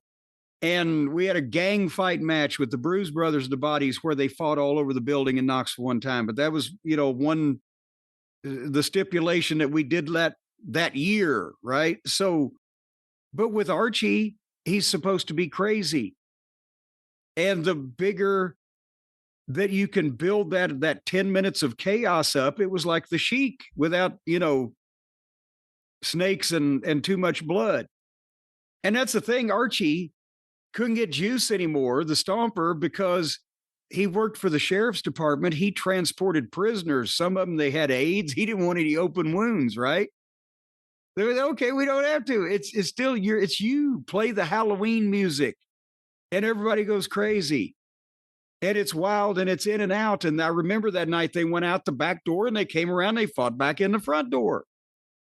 And the people go nuts. And in 8 to 10 minutes, they've been out there, they've done it. You don't beat the Stomper, because why would you beat a legend? And they were all happy. But again, underrated feuds or storylines. You know what? What? Go ahead. Underrated because it was immediately overshadowed. And I think it's still underrated to this day, probably. Tracy Smothers and Chris Candido ladder match. Oh, yes. Okay. Well, because that ladder match because they had them in all the towns, including, I had just seen Shawn and Razor in Los Angeles at a WWF house show. And they did the spot, and I told the guys about it. Shawn went too far up when they shot him into the ladder that was leaning in the corner. He went up too far and overbalanced and went straight over the top rope and almost killed himself. And I'll be damned if Tracy didn't do the same thing in Beckley, West Virginia. only took even worse of a bump because we didn't have pads. And the ladder went over with him and landed. I was goddamn brutal. But those, anything Tracy and Candido did, those were excellent matches also. I can't believe I didn't bring that up at the start. And also, again, it wasn't underrated, but Buddy Landell's babyface turn. And stemming out of the match he had for the Intercontinental title with Shawn Michaels in Knoxville. And they had a great match, and the finish worked perfect. And, you know, that began his babyface turn against me and the rest of my reprobates. But that was a nice little piece of business. I loved the build to the Rock and Roll Express and Tracy and Tony, Dirty White Boy. And it resulted eventually in a great match, just not with the Rock and Roll Express. Yes, one of the better matches in Smoky Mountain history with the substitute Heavenly Bodies. But we did all that whole build for like 6 weeks and never had the goddamn match between Tracy and Tony in the Rock and Roll, because that's when things happened outside the ring with Ricky and Tracy and their significant others. And I remember being down there that was the Super Bowl Bowl of wrestling. And they actually had TV commercials, local TV commercials with Ricky and Andrea Morton advertising some outlaw show against you. I don't even know if it was Terry Landell. It was someone against you. It may have been. I'm sure it was. And boy, well, maybe they got the people that couldn't get into the Coliseum that night. But nevertheless, I'm still pricklish 30 years later. It was cool, though. I'll say this as a fan who was like a heel fan. And also because I already knew you know, you kind of root for the people you know. But, you know, I'm a heel fan. I didn't know the Heavenly Bodies were there. So when you hit the ring and then you hit the music, it was a real cool moment. And then the match was just an amazing match with that pile driver through the table. The greatest one ever. Yeah, good times. Good times. Yeah, and that's... The popcorn was great. The soda was great. Everything was great. But here's the table spot. I think I told you this before, but because we're having a crazy match and it's the blood and everything, because we're trying to start a new program. The Bodies had just become available because their run in New York had come to an end. So they're coming back. And I wanted to keep Tony and Tracy babyface because the program with the Rock and Roll Express wasn't going to happen. So they're having the crazy match. And we're going to break a table. It's the big show of the year. So we're going to break a fucking table in one match.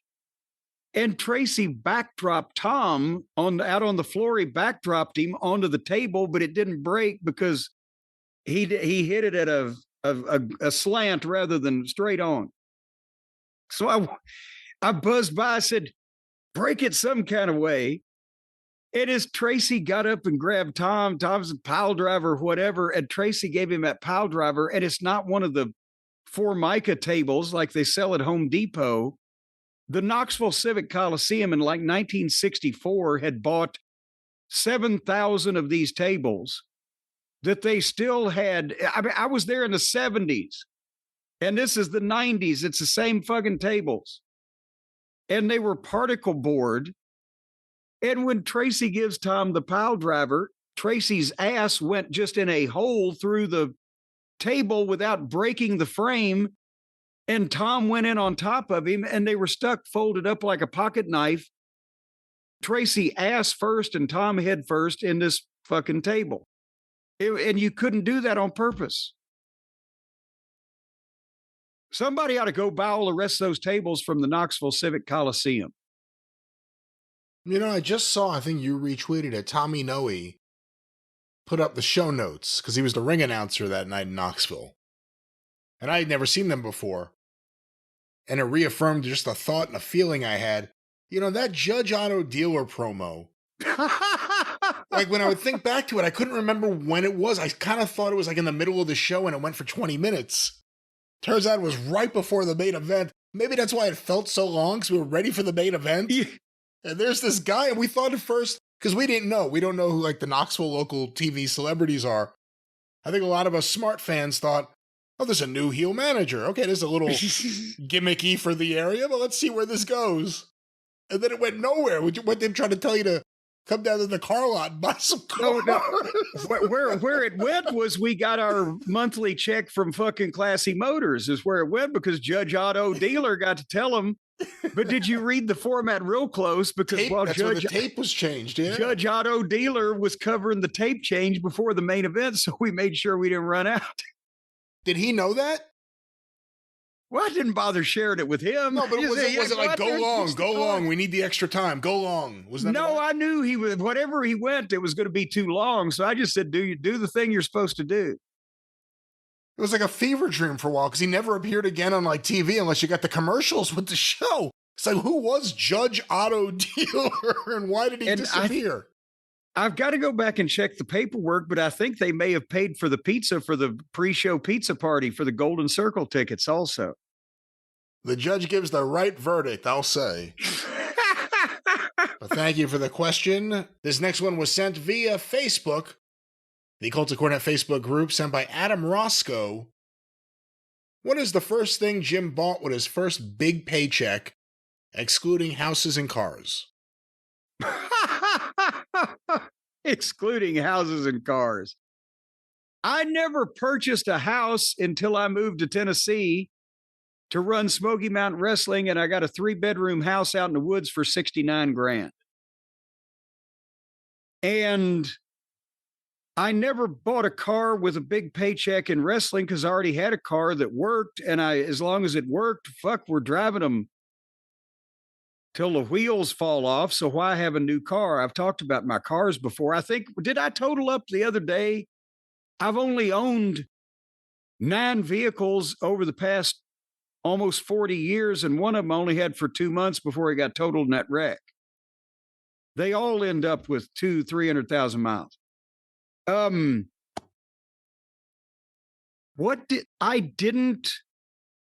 My first big check, what is big in Memphis? Yeah, would your first big one be Mid-South? Would it even be in Memphis? Well, that's what I'm saying. In Memphis, I made $400 or $500 a week, but a couple of weeks I made 7 something. I'm like, oh shit, but it didn't change anything. In Memphis, yes, or in Mid-South rather, the checks went all the way up to $4,500 a week, I think was our best. And that's 40 years ago. But Louisiana, the rent was cheap on apartments. I had the same car all year. I would buy new clothes, but that was because I needed them when the suits got destroyed. Watts had the talk with us one time about comparing the price of Krugerrands versus cocaine, and I bought $3,000 worth of Krugerrands. Wait, what? I told you that, haven't I? I don't know that story. Was the option, you could either buy this or that? How did this go down? Was Watts slinging? No, all the guys were buying cocaine because they were making thousands of dollars a week, and they were all in their 20s, right? So he had the meeting, and he held up a package of Sweet and Low. And he said, you can spend all your money on stuff like this, and what do you have? And he held up the Krugerrands. He said, my financial advisor can get you gold or whatever the fuck, but he wasn't trying to make any money on it. He was just saying, invest your money. Here are these Krugerrands. I went out and bought $3,000 worth of Krugerrands. Wait, did you buy it from Bill Watts? No, I went to wherever the place was in Alexandria that sold gold and bought Krugerrands. I had them for 4 or 5 years, and then I said, well, I wonder if them Krugerrands are worth anything. And I think they were worth about the same thing as when I bought them. So I sold them. But I had more money than the guys that bought $3,000 worth of cocaine. But no, I didn't. There wasn't anything I needed to spend that money on because I had, What was your first big electronics purchase? What about your first big electronics purchase after you started making money in the wrestling business as a manager? Well, no, my bigger electronics purchases were probably before I got into business because then I had no road expenses, no rent, I wouldn't pay any taxes. I was just making all that photo money. That's why I had turntables and cassette decks and fucking VCRs up the wazoo. I mean, the most expensive VCR I ever bought was that badass. Well, no, I was going to say that badass beta machine we talked about a couple of weeks ago that I still have, the Sony HLF 1000, but there was a Super VHS machine with a built-in character generator and editing capability that came out. I think it was, I can't remember the model number, but I paid $1,500 for it. But that's how I'm working for Crockett, and I'm making, 150 grand a year. So I'll spend $1,000 on a video machine. I mean, again, I never bought an expensive car. I never bought an expensive house. I never bought expensive clothes, except if I was going to write them off as a business expense because television. So I didn't really make any big purchases just because I particularly I just always got what I wanted to get at the time. Now, again, from when I left Tennessee to where I went to Mid-South, a big purchase was not having to eat fucking hamburger helper. Oh, shit. I'll just get a big bunch of fucking food. From $200 a week on a good week to $1,000, there's some element of I'll eat more, but I mean, am I ducking this question, Brian? The most money I ever spent on anything from money I made in wrestling was promoting fucking wrestling. Jim, let's go to our next question. This one was sent via the Cult of Cornette Facebook group by Jersey Baranowski. Oh, come on now. Jersey Kaczynski was booked? Why Rip Rogers didn't work more in Smoky Mountain Wrestling. He was not retired, as he worked a few years later in OVW and is friends with Jim, but his stint in Smoky Mountain Wrestling was very brief. Well, yeah, Rip never moved out of Seymour, and Seymour, Indiana is a pretty good piece from Knoxville. I booked him to come down and do television for us early on when we were doing we do TV once a month and maybe do a couple of spot shows the next couple of days. And then I could put him on the weekend, but it was a 3-day loop for him. So that made the trip worthwhile, but I wasn't going to use Rip as a main event guy because I didn't want to have him drive from Seymour all that, that constantly every fucking week, and probably didn't think he was going to. He was doing other things. He's always promoted shows, or he was getting involved with OVW even at that point with Danny Davis. But I knew that he could come down and have a tremendous match with Paul Orndorff or a tremendous match with whoever I was trying to get over. And at the same time, he'd probably bring a guy or two down with him that could do jobs on TV, and that he could have them drive, whatever. So that's the only reason. It was, I wasn't suddenly going to give Rip a main event push, and didn't particularly want to ask him to move to goddamn East Tennessee from Seymour, Indiana, just to, work a few days a month. Well, Jim, our next question, sent via the Cult of Cornette Facebook group, was sent by Barry Duquette. Why was Ernie Roth the Sheik's manager outside of the Detroit area, while Eddie Creechman was the manager I knew? It was confusing to a 10-year-old me, as Roth was in all the magazine pics, and I had no idea who he was. Well, now, help me, Brian, and maybe I'm remembering incorrectly, but did they do that at the same time, or did Creechman succeed Ernie Roth when he went to New York and became the Grand Wizard? Was there some duplication? Now, because I'm thinking, was there some duplication? Maybe did Abdullah Farouk last longer in Toronto than in Detroit? But I don't know that that's the case. Abdullah Farouk was Ernie Roth, who left that gimmick to become the Grand Wizard of Wrestling as the manager in the WWF in the early 70s. Farouk had been with the Sheik for so long, and they were in all the magazines together. And because Sheik didn't do promos, Farouk was heavily featured.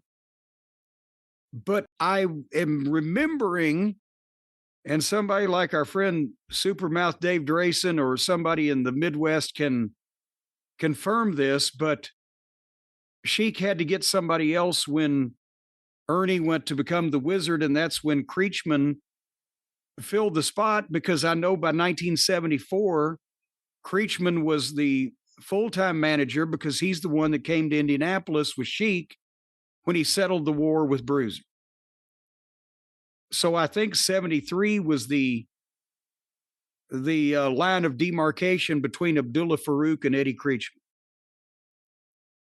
Remember, there's a scene in I Like to Hurt People where they like have a little bit of a, like they're both being interviewed and they're both just giving it to each other. They're fighting with each other. So they must have done something at some point when one of them turned That's babyface. right. I remember that. Yeah, where they, well, I mean, Creechman just didn't fall out of a fucking helicopter, to quote Jim Hurd. So there was probably some element of transition there that they worked locally. Remember Floyd Creechman? Oh, God, yes. But I hadn't thought about him in a long time until you just mentioned that name.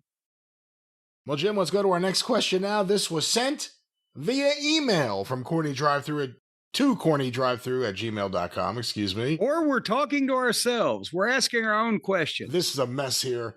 Ladies and gentlemen, oh boy. Here's our question. My friend Ronnie and I have a theory that you can usually tell how good an indie wrestling show will be based on the concession stand. Hot dogs in a crock pot? Not too good. Shredded chicken sandwiches? Probably a decent show. Jim, what arena back in the day from your touring around had the best concession stand, and what one had the worst? And also, what was your favorite snack from a certain arena? This was this was sent by Leonard Hayhurst, Heath, Ohio, signed Mr. Hoo Hoo from Hee Haw, Ohio. Hoo hoo, hey, hee hee, ha ha. There can be no doubt that the favorite food that I ever ate from any arena in the United States was the sausage dogs with cheese sauce all over them. And they're like quarter pounders. They're huge. They're the size of Peter North's penis. Why do you keep talking about Peter North? Well, because he's the standard for penises. Is he? And what do you think?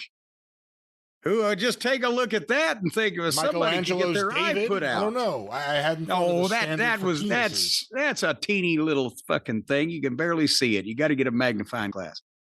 Nevertheless, what about Harry Reams? I don't want to encourage you. Let's continue on. I'm trying to get back to concessions and hot dogs and sausages and things. The Louisville Gardens, the sausage dog with the cheese sauce, I would get one or two every Tuesday night at 6:50. The concession stands would open up because doors were at 7, and I would be there in the building already, and I would be standing there at 6:50, right on the side of the Heels entrance to get my sausage dog so I could wolf it down before I had to start taking pictures. And that remains my favorite thing that I've ever eaten from any of the arenas. Now, having said that, back in those days, and with a lot of the buildings we went to, you didn't really get a chance to sample a lot of the food. Maybe every once in a while, you found a friendly fan that you knew was friendly and was not going to put some kind of cat poison in your fucking drink, and you could get a drink. But Evansville, Indiana at the Coliseum had the absolute most flattest, weakest, putrid, watered down, disgusting tasting soft drinks and the saltiest popcorn that had ever been popped, because they figured the more they salted the popcorn, the more you'd buy the drinks. And the hot dogs tasted like they were boiled in some type of stale water and then put inside a soggy fucking bun that had no discernible bread taste. So it was just like you were eating, like, what is that, tofu? You were eating a tofu hot dog wrapped in fucking paper. Ugh. That was Evansville.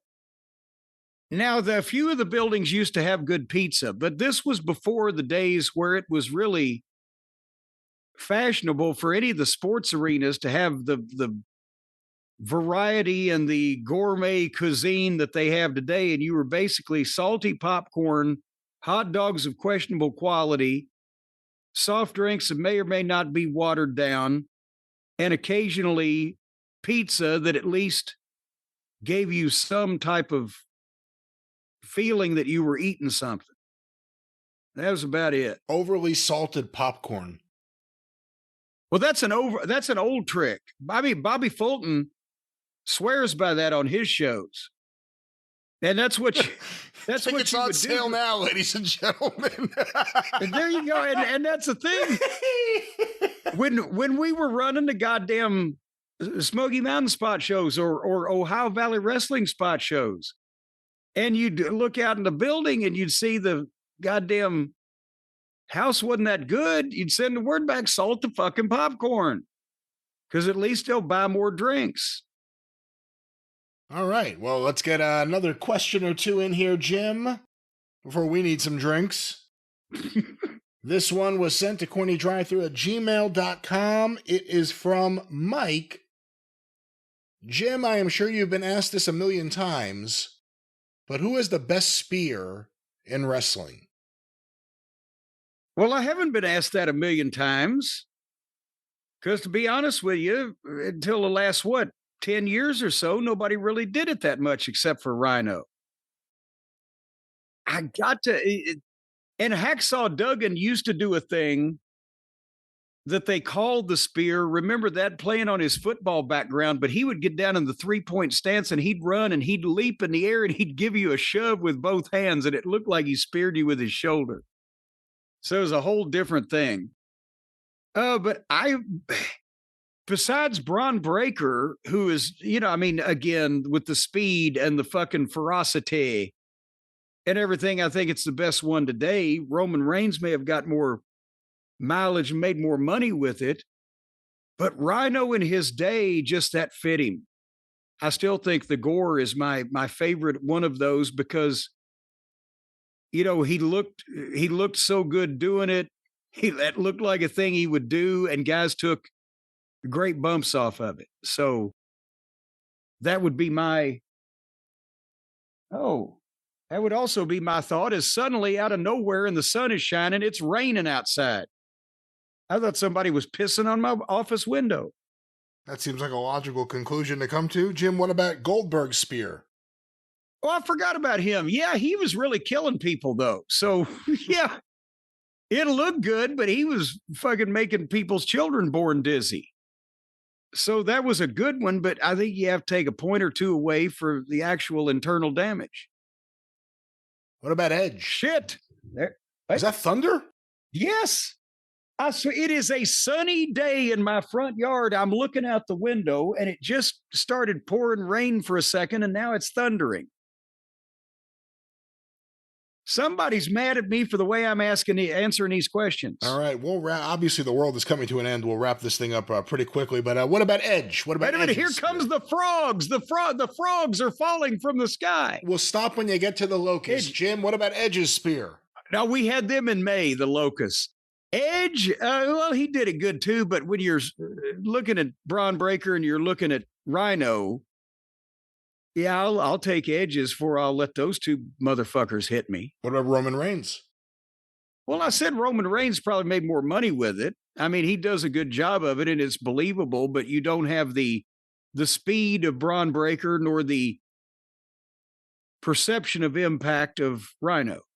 Is the spear done too much?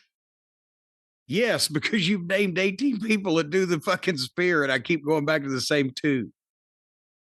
All right. Well, ladies and gentlemen, with that, the drive-thru, where is this thing? There it is. Hey, the drive-thru is closed. You hear the thunder?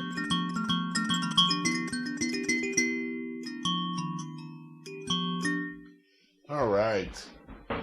I'd rather listen to the thunder. Hey, come on now. That was some nice rainy day music for a nice rainy day ending. Songs return next week. Send yours in to CornyDriveThru@gmail.com. Send your questions there. Of course, once a month at least, we'll get a post on the Cult of Cornette Facebook group for everyone saying you missed it. I'm sorry. It was up for over a day. What do you want me to do? That's that. Of course, you can get access to the archive. Patreon.com/Cornette. $5 a month gets you access to the archive going back to 2013. Patreon.com/Cornette. The official Jim Cornette YouTube channel. Go there right now. Just go to YouTube and search for Jim Cornette. It'll come right up. Full episodes, clips of the episodes, and omnibus collections. Subscribe today. The official Jim Cornette YouTube channel. Cornette's Collectibles at JimCornette.com. What's going on, Jim?